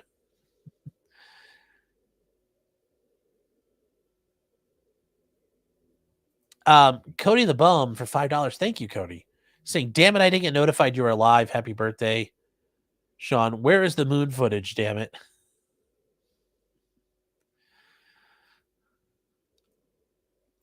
Wombat Mommy says, why are there so many anti-whatever podcasts out there? Why is Scientology so special? Because it's permeated into culture, and you've got celebrities and money and intrigue and all kinds of crazy stuff. So it's an interesting thing there. It's an interesting thing. Eric Foam says Render was a fixer. Yep, and he admits to it. It's very, very interesting. He talks about it, but he also, I think he realizes that he's kind of in a situation where he necessarily can't admit to everything he's done because that could open him up to criminal liability.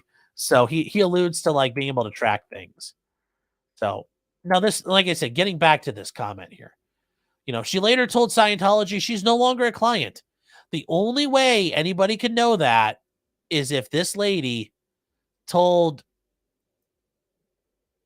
Leah's people, hey, they went and harassed us, and that's going on. So at that time, she was on hiatus with the PR company, which is a slick way of saying, look, crazy guys, she's not part of us anymore. It's just they weren't using her, so she's not a client technically. Technically, that's not a false statement. She's not a client. Well, she's not paying us. Just like if you were one of my clients and you quit paying me, they're not my client anymore. Or, our case concluded, so you're not my client anymore. Scientology was tweeting that they collected a scalp, and the official accounts cheered and praised that she had been dumped. A few days after this direct initial message,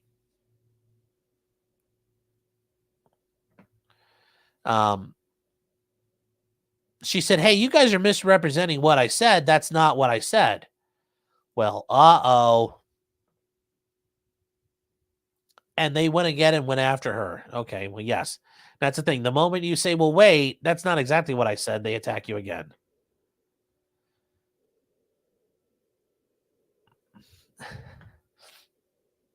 So, while defendants have not succeeded in muzzling, obliterating, nor utterly ruining her, they have threatened and harmed her what she most holds value, her family, her security, her reputation, her career.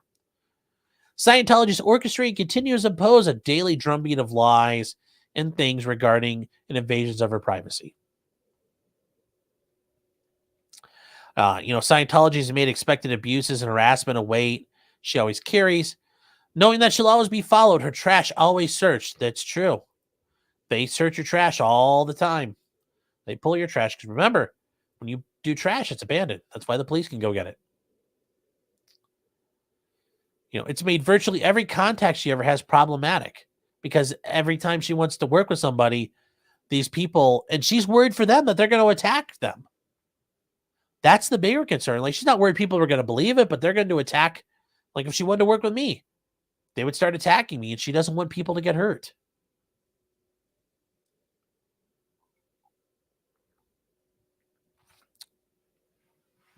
So they talk about the abusive pattern and practice. And, Paulette Cooper wrote a book called The Scandal of Scientology. And according to files later seized by the FBI, Hubbard implementing the policies he wrote designed to silence and destroy her. Well, and this is like I said, guys, this goes on and on and on. These people are insane. So they started Operation Dynamite, which is intended to frame this woman. Agents for this office obtained her fingerprints, her letterhead. They gained access to her typewriter without her authorization and manipulated a bomb threat to send to Scientology. I mean, think about that. And you guys might look at it and say, why did they use her typewriter? Well, because typewriters are tools and they have tool marks, they have anomalies, things all over them.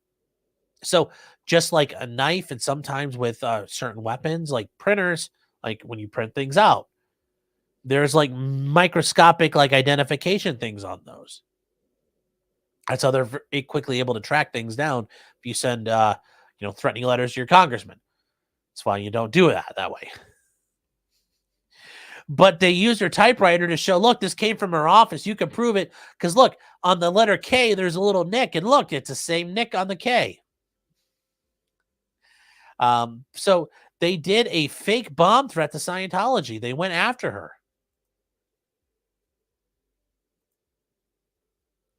Oh, Pretty Mama Bear says the ribbon has a text. Yes. As a result, she was indicted by the feds. She was later vindicated when the FBI raided it, and they uncovered the directives about the plan to frame her. So even then, after this all failed, they started another one called Operation Freakout. They then went after her and tried to make her say she was threatening the President Ford, Secretary of State Henry Kissinger, who probably should have been. I'm just saying, he's been a bane on the world and caused so many problems.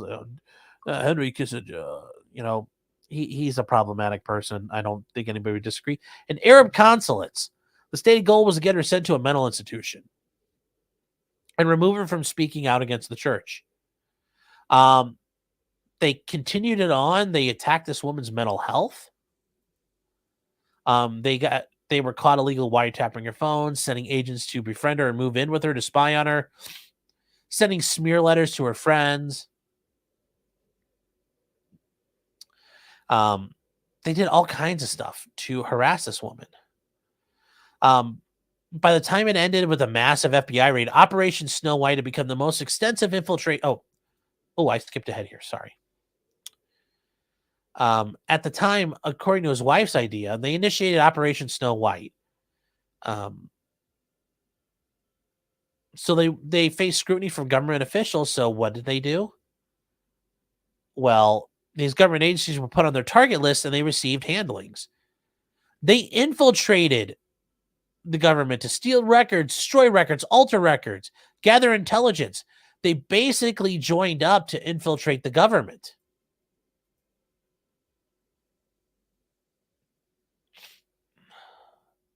This is just, like I said, guys, if you guys didn't know about all this stuff, what they've done in Scientology is absolutely insane.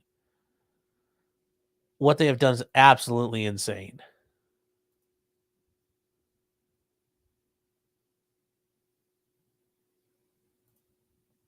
Aaron is saying, what is the standard for upon information and belief? It's when I can't prove it right now, but I'm pretty damn sure it happened and I can attribute it to the other party. Upon information and belief, they believe Scientology is behind all of this. Well, they can't prove it because they don't have the discovery. But they say, based upon all this other evidence out there, this is how we're basing it. So, I hope that answers the question. This Sugar says, what false light is she claiming? We'll get to that. We're not there yet. Ken's counseling couch. Good to see you, Ken. Says, hypothetically, what would be the best? Oh, actually, hold on 1 second here. I need to take this call real quick.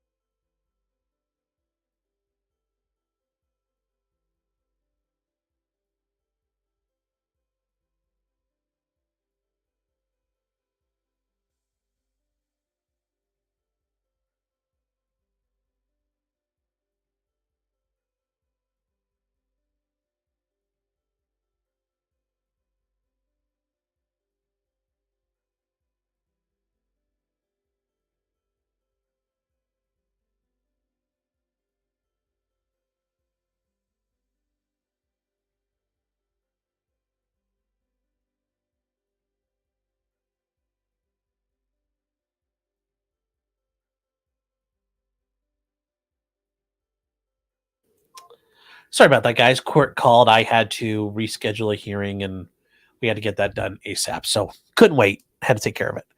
Uh, you guys are like, oh no, it's the Fed. Yes, this UER says they're acting like the Feds. Yes. And the Feds don't like it when you cut in on their game. So they're like, wait, you're stealing our intellectual property. You can't do this stuff. Yes. David Miscavige was on the phone with me now. Yes, the Feds hang up. Yes. Eric says, cut out letters from magazines. That's not a bad way of doing it because there's no handwriting analysis, but that's a little harder to do nowadays because not everybody gets papers, so they can track that easier. So, but I can't encourage you to send threats. Yes, it's time for a sniffing stream. Yes. Yes, they're gathering around right now. That would be great.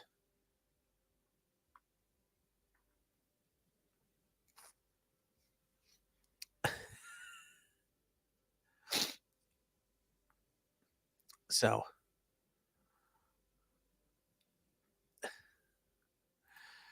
but yes, they infiltrated the government. That's how these guys. Yes, the Justice Department had a sentencing memorandum for them, and yeah, I love how the yes, these were wanton assaults on the laws of this country because the DOJ didn't do that stuff. The blatant burglaries, thefts, buggings against the U.S. government. They thwarted the federal grand jury investigations by destroying evidence, giving false fingerprints, harboring fugitives, kidnapping witnesses, and preparing cover-up stories. In the view of this, it defies the imagination these defendants have the unmitigated audacity to defend the actions of their thing in the name of religion. Yes.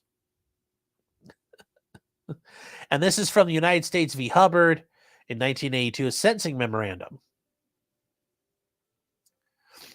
They've also infiltrated the governments in 30 countries worldwide and Interpol. You guys are from the Carmen. If those of you guys know Carmen Sandiego, you're familiar with that. In 1975, they went to Clearwater, Florida, intending it to turning into a Scientology city. And they bought up tons and tons of stuff. I will have to get to that one in a second. Hold on here.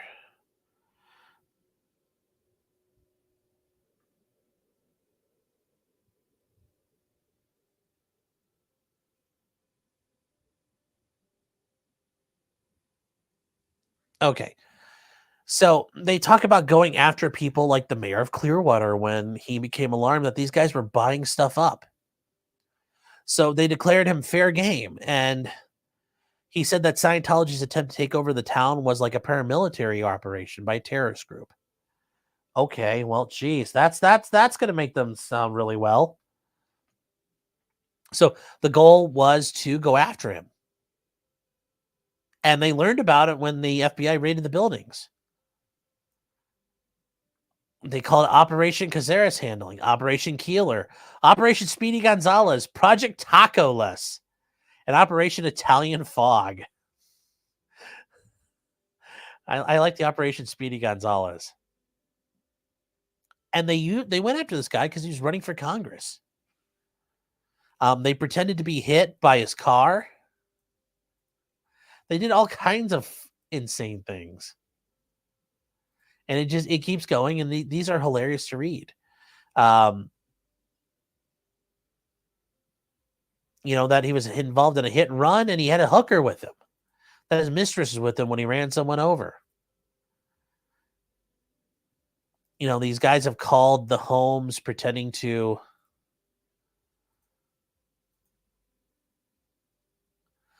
be women. They tried to destroy his planting fake marriage certificates and Mexican government files to frame him for bigamy. He hired an attorney. However, he later learned that attorney was an agent for the Scientologist, which that's great. That's great news. Then the cult awareness work Awareness Network was founded after the aftermath of the Jonestown Massacre, and that's the People's Temple. John Jones, or Jim Jones, sorry, and they drank the Kool-Aid, although it was called Flavor Aid. They drank the Kool-Aid and all died, ritual suicide. So they've dealt with this for decades now. They've gone after them. They've attacked people there. And remember what I said, they use people in the church to do their bidding if they have skills. And this is one of them. They used attorneys like this guy named Kendrick Moxon, who was a law firm, handled matters for Scientology. But they go through all of that, but we need to get through what they're doing to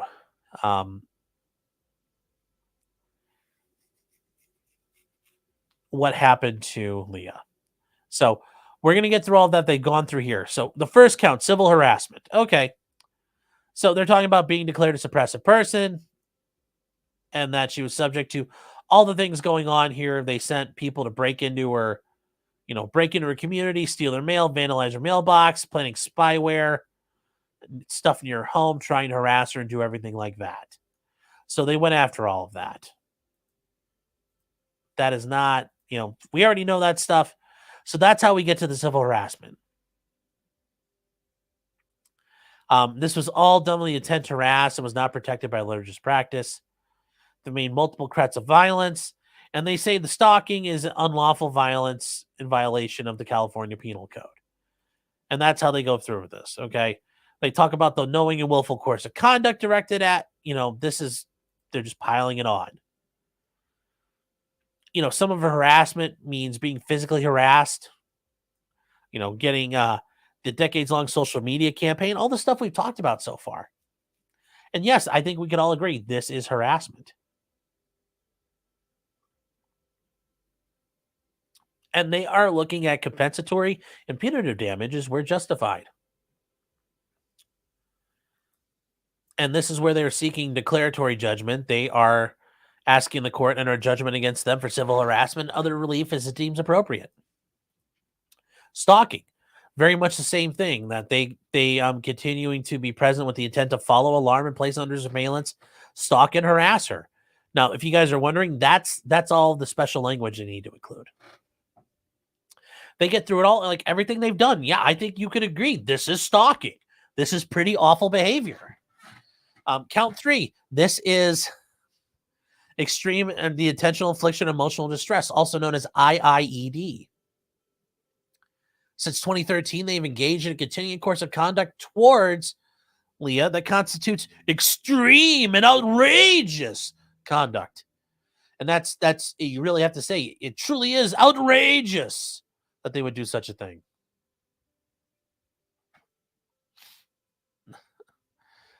They knew that this conduct would cause distress and they didn't care and they kept it going. And then, yes, as a result of that, she suffered severe emotional distress, mental anguish, and damages. So, yeah, she's going to ask for more compensatory and punitive damages. And they asked for a judgment against that. Now, the contractual relationship, this is pretty easy. They had a binding contract with iHeartMedia. That went boom and crashed and burned. The one with Audio Boom crashed and burned. So, it's pretty clear that these guys, destroyed her contracts. They knew about these contracts. They intentionally interfered with them. They just sent disparaging letters to the executive vice president. They went after the CEO of Audio Boom. They went after everybody. They also went after all the advertisers and investors. So that's tortious interference. You are not, you have to be careful about how you do this. So that's the issue there.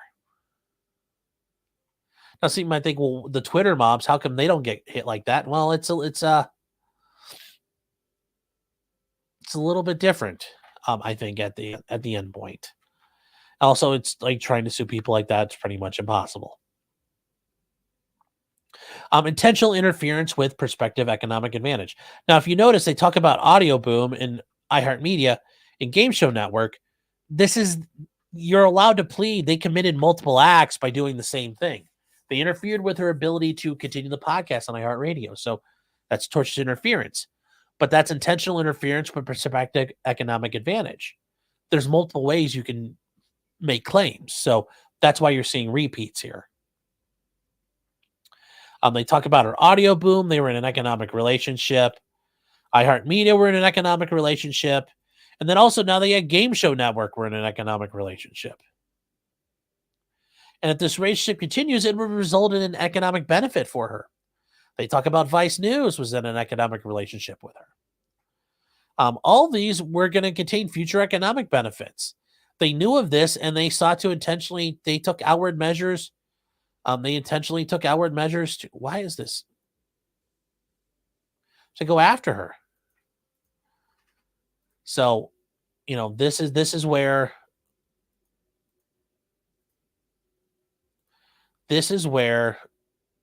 they go after her.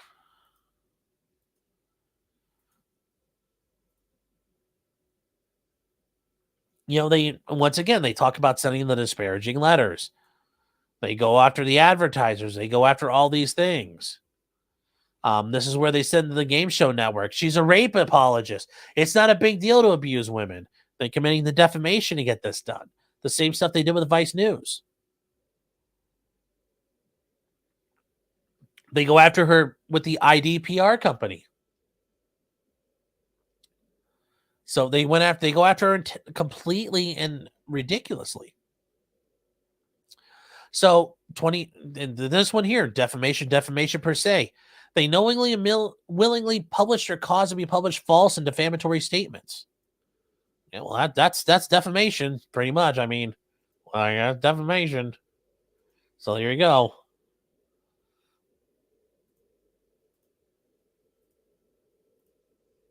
It's pretty much right there. So they claim that her hate speech has resulted in violent and deadly attacks on innocents. Citation must be provided. That is a knowingly false statement. They claim that she was involved in inciting that hate that the Australian guy was murdered, which I don't think they can prove that. She's responsible for hundreds of threats and violence against Scientologists. I don't think they're going to be able to prove that. Her hate speech murdered a 24-year-old. That's the guy who got murdered in Australia. I don't think they're going to be able to prove that.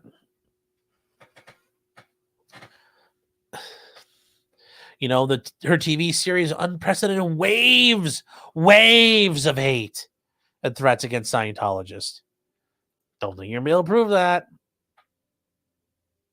They talk about the Twitter accounts and the 247 photoshopped images saying that she loves rapists. Like, yeah, even though that's a picture that's clearly not from her, that's being attributed to her. They talk about things they did in 2023 going forward. And then, yes, they talk about as the world remembers the Holocaust, bigot Leah Remini inspires praise of Hitler. Yes. Now, this one here, claiming she's a vicious, lying, narcissistic, deranged, and demented and dangerous bigot. I don't think it's maliciously and fraudulently claimed, but maybe there's California law on this that says otherwise. I don't think that's an actual, that's more opinion than anything. Personally. But yes, that having her daughter involuntarily committed, that's a cause. That's either true or not true. And if she had a hand in it, she had a hand in it. These were published all over the place. They were put on the internet and Twitter. It's part of their decade-long issues here. And they go after it and they point out that that she was falsely associated with things seen as abhorrent in the community. And they ask again for judgment. Once again, hit enter, bro, and get it down here. Defamation by implication. And this is where we talk about what makes an implication.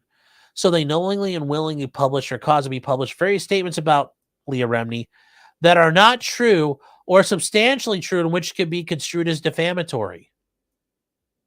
It's an interesting, and if you guys aren't knowing this, that is a little different.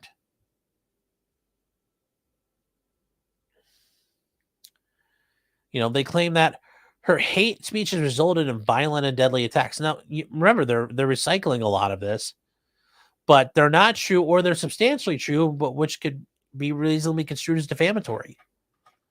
Well, once again, they go through all this and they have to show how all this is. I think Scientology is going to have a rough time claiming that these are not true, but misleadingly true, meant to go after her. Once again, we see the praise of Hitler. That's still a funny one.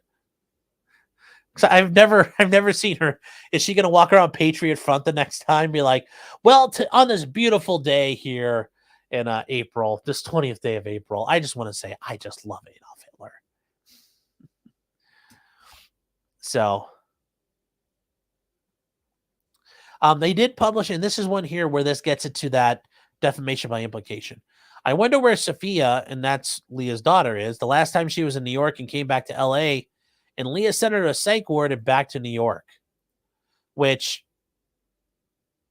that becomes an issue of, some of that might be true, but a lot of it's going to be false.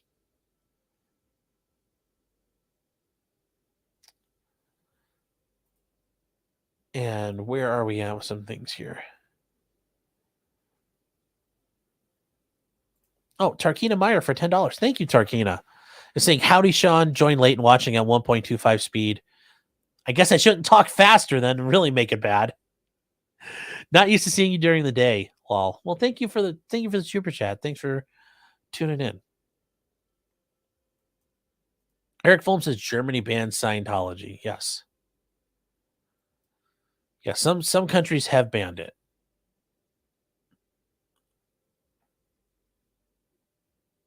I'm trying to catch up here with you guys.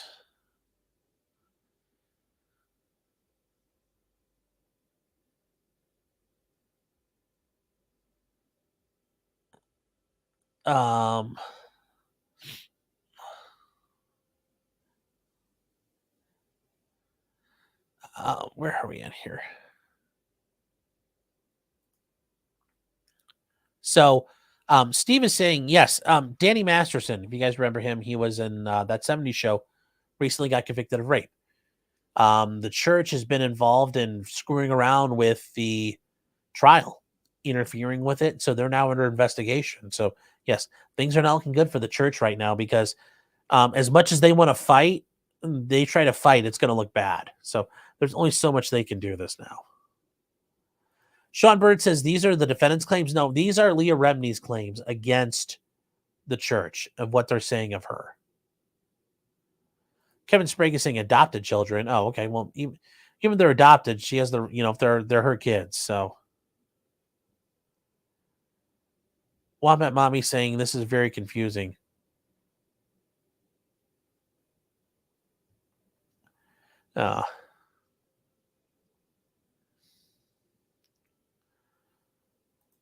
So we're gonna try to finish this up here because we're almost done. We'll get to the church's statement.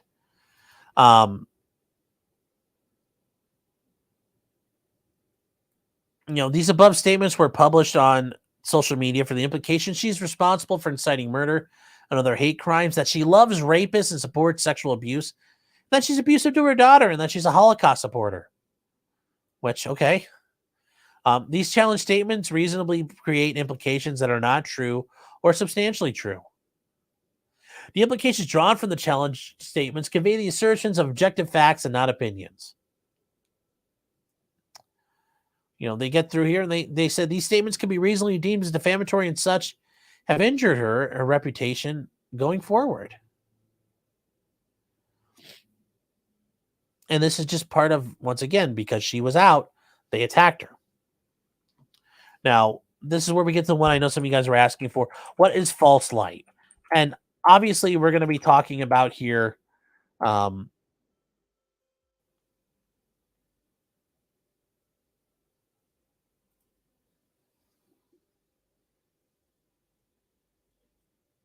this is going to be where some of you guys had questions. So,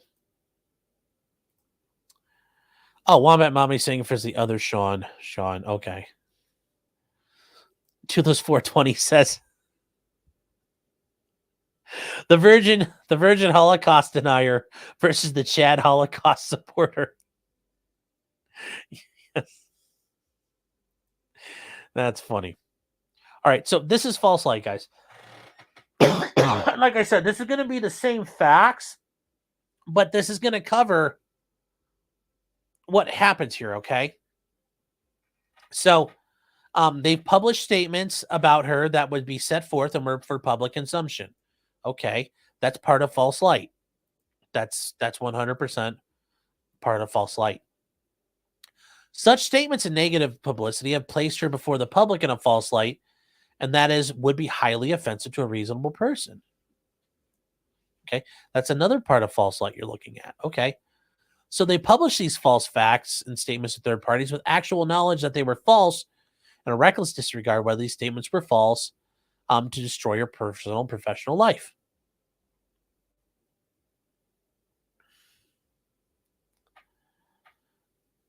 So they knew that publishing these statements on the internet would have a damaging impact on our credibility and reputation. Yeah, false light is a bit of an issue there. Okay, it's a false light is a tort that's kind of similar to defamation, but involves privacy. Okay, you have the right to misleading stuff about you in a very personal manner.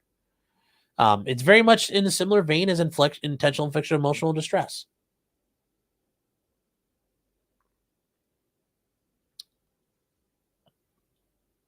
And this is where it's not technically false.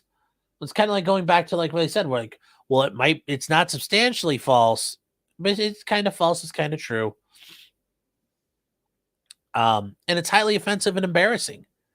So, for example, if they had information about her sex life, sexual preferences, those things, they can use those against her.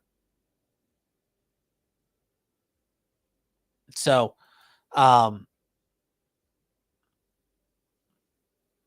if people who are pregnant, you're putting something in a false light. Like I said, other sexual,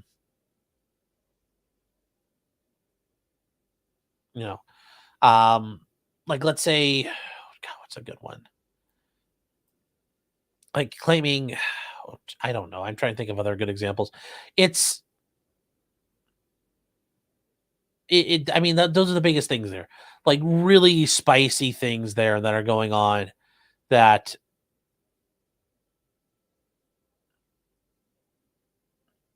I mean, it's hard to explain, but it's these really nasty, salacious things that they're like defamation, but it's even worse.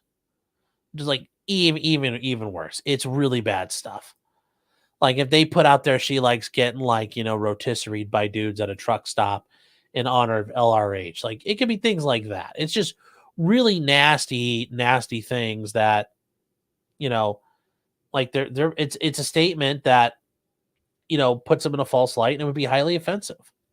It's embarrassing. It's embarrassing. I mean, those are the basic parts to it. Now, generally, a lot of places, it's just defamation because it's a knowingly false statement. Whether or not the damage is, it causes you damage and harm. Okay, well, embarrassment and all that, it's harm. So why isn't it just defamation? And yes, there are, I don't think Ohio. I've never done false light in Ohio. But there are states where they say, like, we don't recognize false light. It's just a defamation claim. So I hope that makes sense to you guys there with that.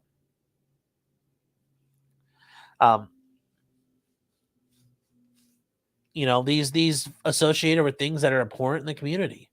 And that's where it gets to be a problem.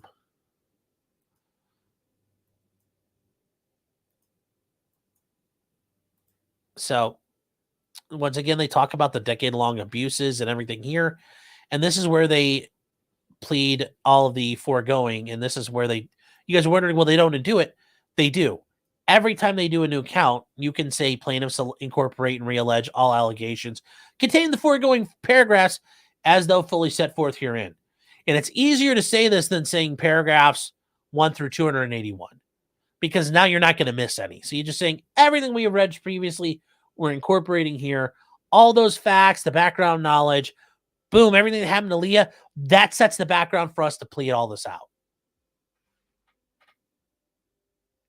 Then count 9, a declaratory judgment under the California Code of Civil Procedure. They point out that religious freedoms do not permit criminal or tortious behavior. You can't do this in the name of your religion. She seeks a judicial declaration. The practice of suppressive person operations are unlawful and should be ceased immediately. She has every right to say, I don't want people doing this anymore. I want the court to order it to stop. She's in doubt as to her rights and privileges with respect to the crimes and torts being committed by her, is intended to have such doubt removed. Yes. So that's where we are. She's seeking punitive damages, and she has the right to file a motion to amend the complaint in order to allege facts if that becomes an issue. She includes a jury trial for a declaratory judgment against Scientology, for injunctive relief, requiring them to cease and desist, especially against her, and for compensatory damages to be proven at trial. And remember, just like Johnny Depp, she's going to have to prove all of that. But we also learned from Johnny Depp, when you do this, you need experts to come in. But remember, Johnny Depp had the attorneys, all those crazy, all those people.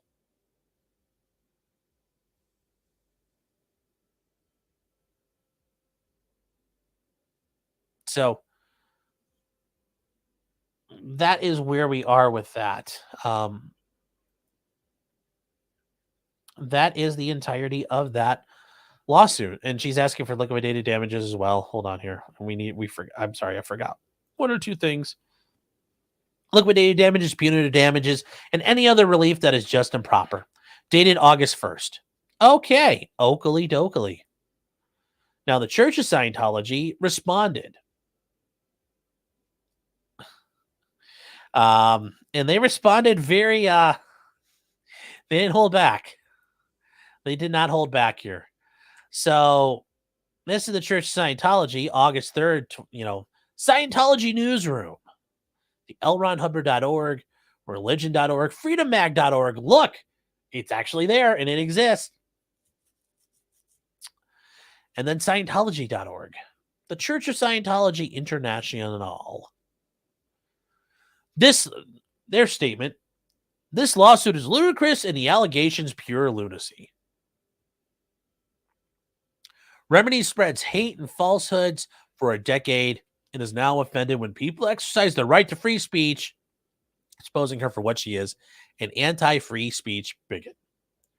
Remini's complaints are like an anti-Semite complaining about the Jewish Anti-Defamation League for exposing her bigotry and propaganda.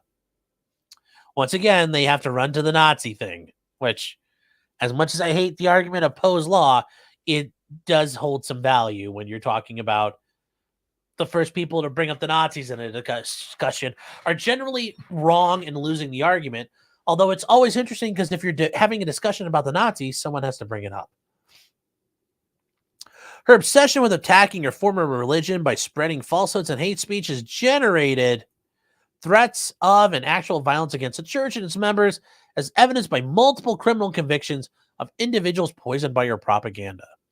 All the while, she has profited handsomely from her fabrications through the sale of hate books, hate podcasts, and paid for tabloid hate television. Also, it's funny, they're worried about her being free speech. It's like, well, hate speech is free speech. Now that Remini's propaganda has been exposed, Remini is spun entirely out of control by filing a frivolous lawsuit to attempt to stop free speech, exposing her false propaganda. Remini's decade of harassment and fabrications are coming back to haunt her. And this is tough. If she can no longer get a job, she has nobody to blame but herself. Obviously, everybody in Hollywood now knows what we already knew.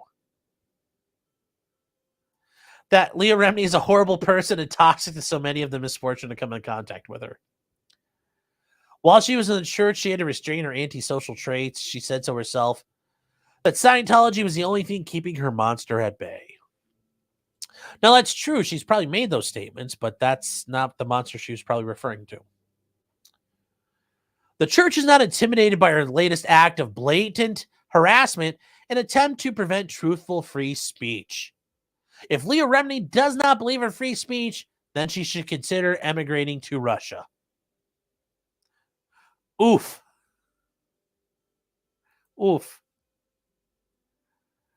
Oof. Damn. God damn, that's spicy.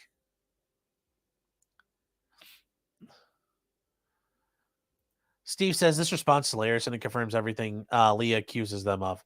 Yes, and I did want to say, Steve, thank you again for sending that to me. I truly appreciate it. So, yes, that was great. Thank you for sending me the link. I appreciate it so very much. Wombat Mommy says they have a newsroom. Yeah, we can. You guys want to look at it for a minute? Let's go look through it. Yes. Yes, let's see here. The Freedom Mag. Yeah, let's go to freedommag.org. Let's see what's there.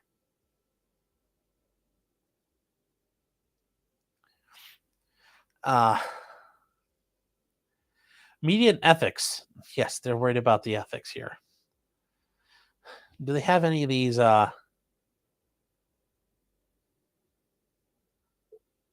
Freedom's chemical weapons expose? What?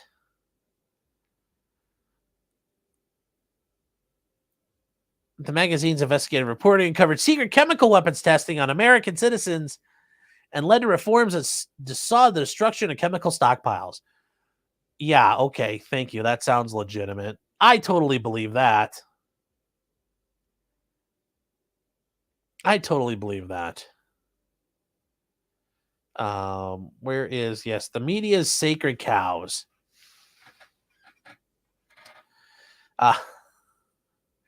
Oh yes, this is the media bosses manipulate news. Okay, well they do. That, I mean, some of this is very interesting what they have here.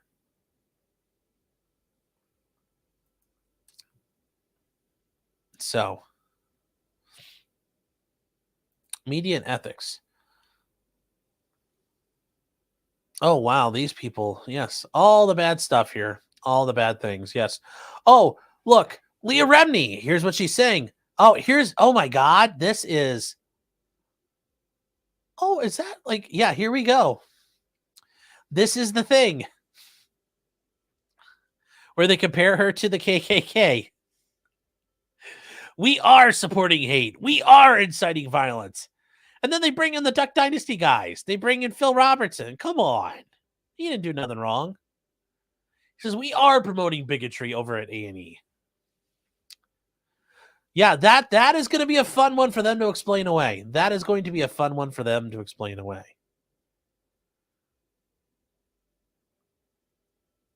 Oh, yeah, Godwin's Law. Sorry, yeah, not Godwin. I screwed that up.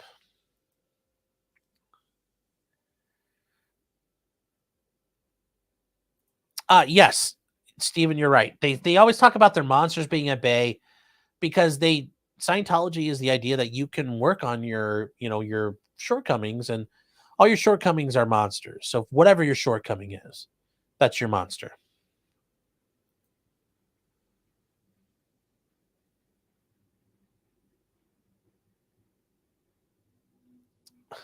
So chemtrails. Hey, chemtrails are real.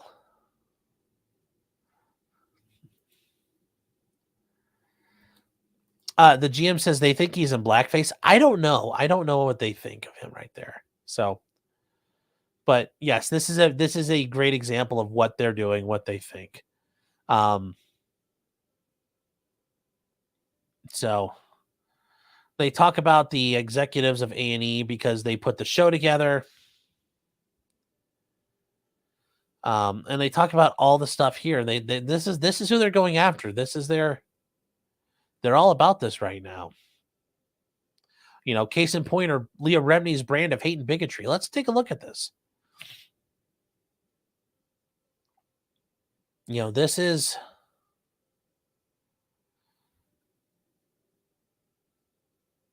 I love how they claim all these things here. They're claiming that a woman drove a car through the front doors of the Church of Scientology, just stopping short of the nursery. The felon called Leah Remini a true inspiration, and when informed no one was hurt, her response is, "That's too bad." And she said that she thanked Leah Remini, which you'd think they would actually see. They talk about all of this, but there's no newspaper. None of this is, they have a car hit a building. Okay. There's no Austin, Texas news report about this. Very interesting, isn't it? It's almost telling. Almost telling. Almost telling.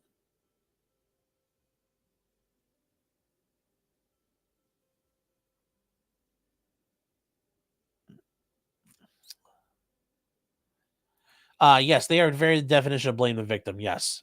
Yes. And Steve's right. When something happens, they blame you for it. And like they did with Leah. They said, it's your fault. You spread all these rumors.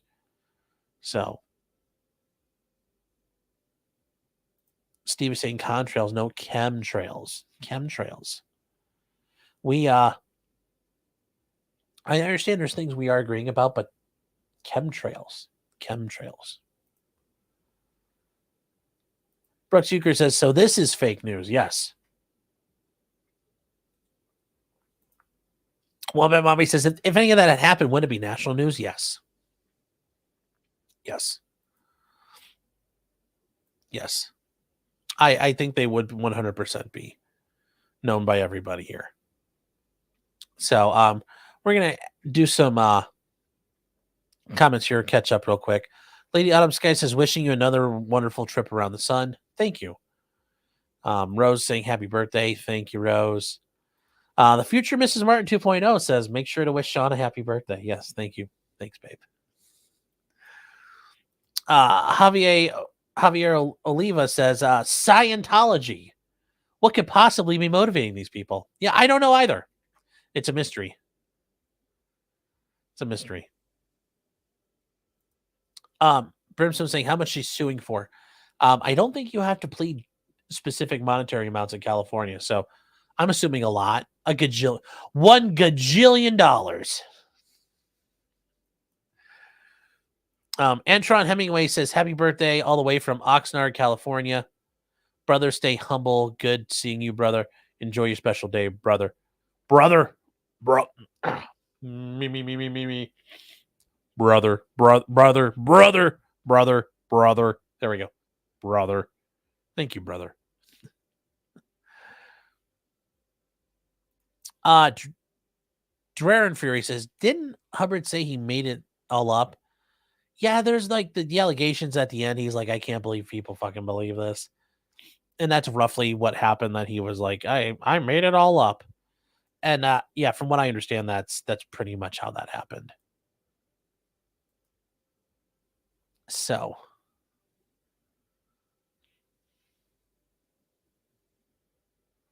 Hunch Dirty Roofer, how you doing, Hunch? Saying, I'm slipping to the Glock side. The shadow systems he just got shoots so smooth. Yeah, they are. It's good stuff. It's good stuff. Breach is saying the NRA trial got pushed to next year because Josh Powell is representing himself pro se. Well, nothing better than bad things happening in the NRA at this point. So couldn't happen to nicer people. Oh, and somebody gifted some memberships here. Tarkina gifted a bunch of memberships. Thank you, Tarkina. I'm sure everybody gets one and will be thrilled to have one.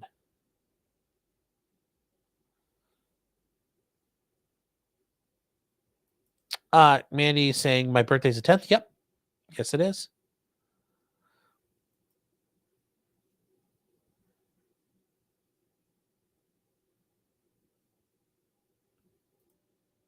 Stabby is saying, or Parallax saying, am I still going to try to go to the Cyrax court date since it got pushed? Well, no, because it's not going to be, those dates are being vacated from what I understand. I mean, if the trial date's set for the 22nd and a pretrial got set for the 30th, there's not going to be a hearing on the 22nd. So no, I'll have to see what the new date will be. New member, Cody the Bum. Thank you, Cody. I appreciate it. Thank you so much. I really appreciate the support that way. Well, my mommy says, what did the National Restaurant Association ever do? Yeah, well. All right. And also, guys, I did want to mention this. I know it might be a little bit loud, but I did want to say another way you can support me is over on Locals. And I just wanted to kind of let you guys know about Locals. So I think, here's something. If you guys are interested about another way to support me, at potentiallycriminal.locals.com, you get access to a wide variety of content, including the Thursday after show, which immediately follows the Thursday night live stream, and also the weekly Monday night stream. You also get access to links, articles, comments, and other content I haven't released but decided to share here. As a supporter, you can also post your own links and stories for the community to comment on. The join is free and support is only $3 a month. Support for 10 months and you get 2 months free. For a 1 month free trial, use the promo code CRIMINAL. I'm sorry, guys. I don't know why the hell that thing didn't work as planned. That was a canned ad for myself. Well, it's easier to run it that way because I can't always mess it up. But did that actually work for you guys? Because it was skipping along on my end. Yes, Steve. It's not DC8s. They were 70. Yes, DC8s, not 707s. Yes.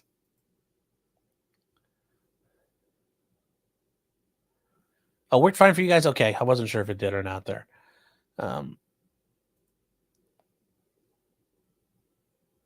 AJ saying, failed. Mission Earth series is a hilarious read knowing how crazy the cult is created. Yes. Yes. Eric says Miscavige knows it's all bullshit too. He just likes being a tyrant. Of course. Of course he does. Of course he does. Of course he does. Yes, the DCs with rocket engines and the atomic bomb and the hydrogen bombs. So, I will say, guys, South Park's explanation of what Scientologists actually believe is hilarious. And it was so good, in fact, that the guy who voiced the role of Chef, Isaac Hayes, quit the show over it because he was a Scientologist.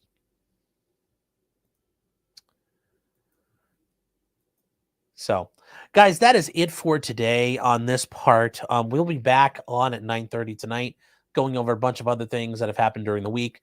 I just thought this one was important, and it needed its own thing because it's 60 pages, not enough time to read through it.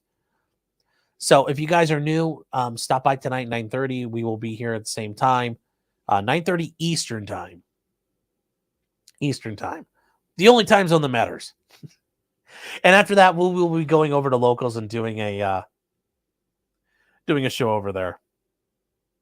So until then, guys, remember the next time, just because you did it doesn't mean you're guilty. Although Scientology, you guys are it's not going to look good, and I'm sure you're not going to be able to terrorize your way out of this. So have a great day, everybody. I'll see you guys tonight. Bye.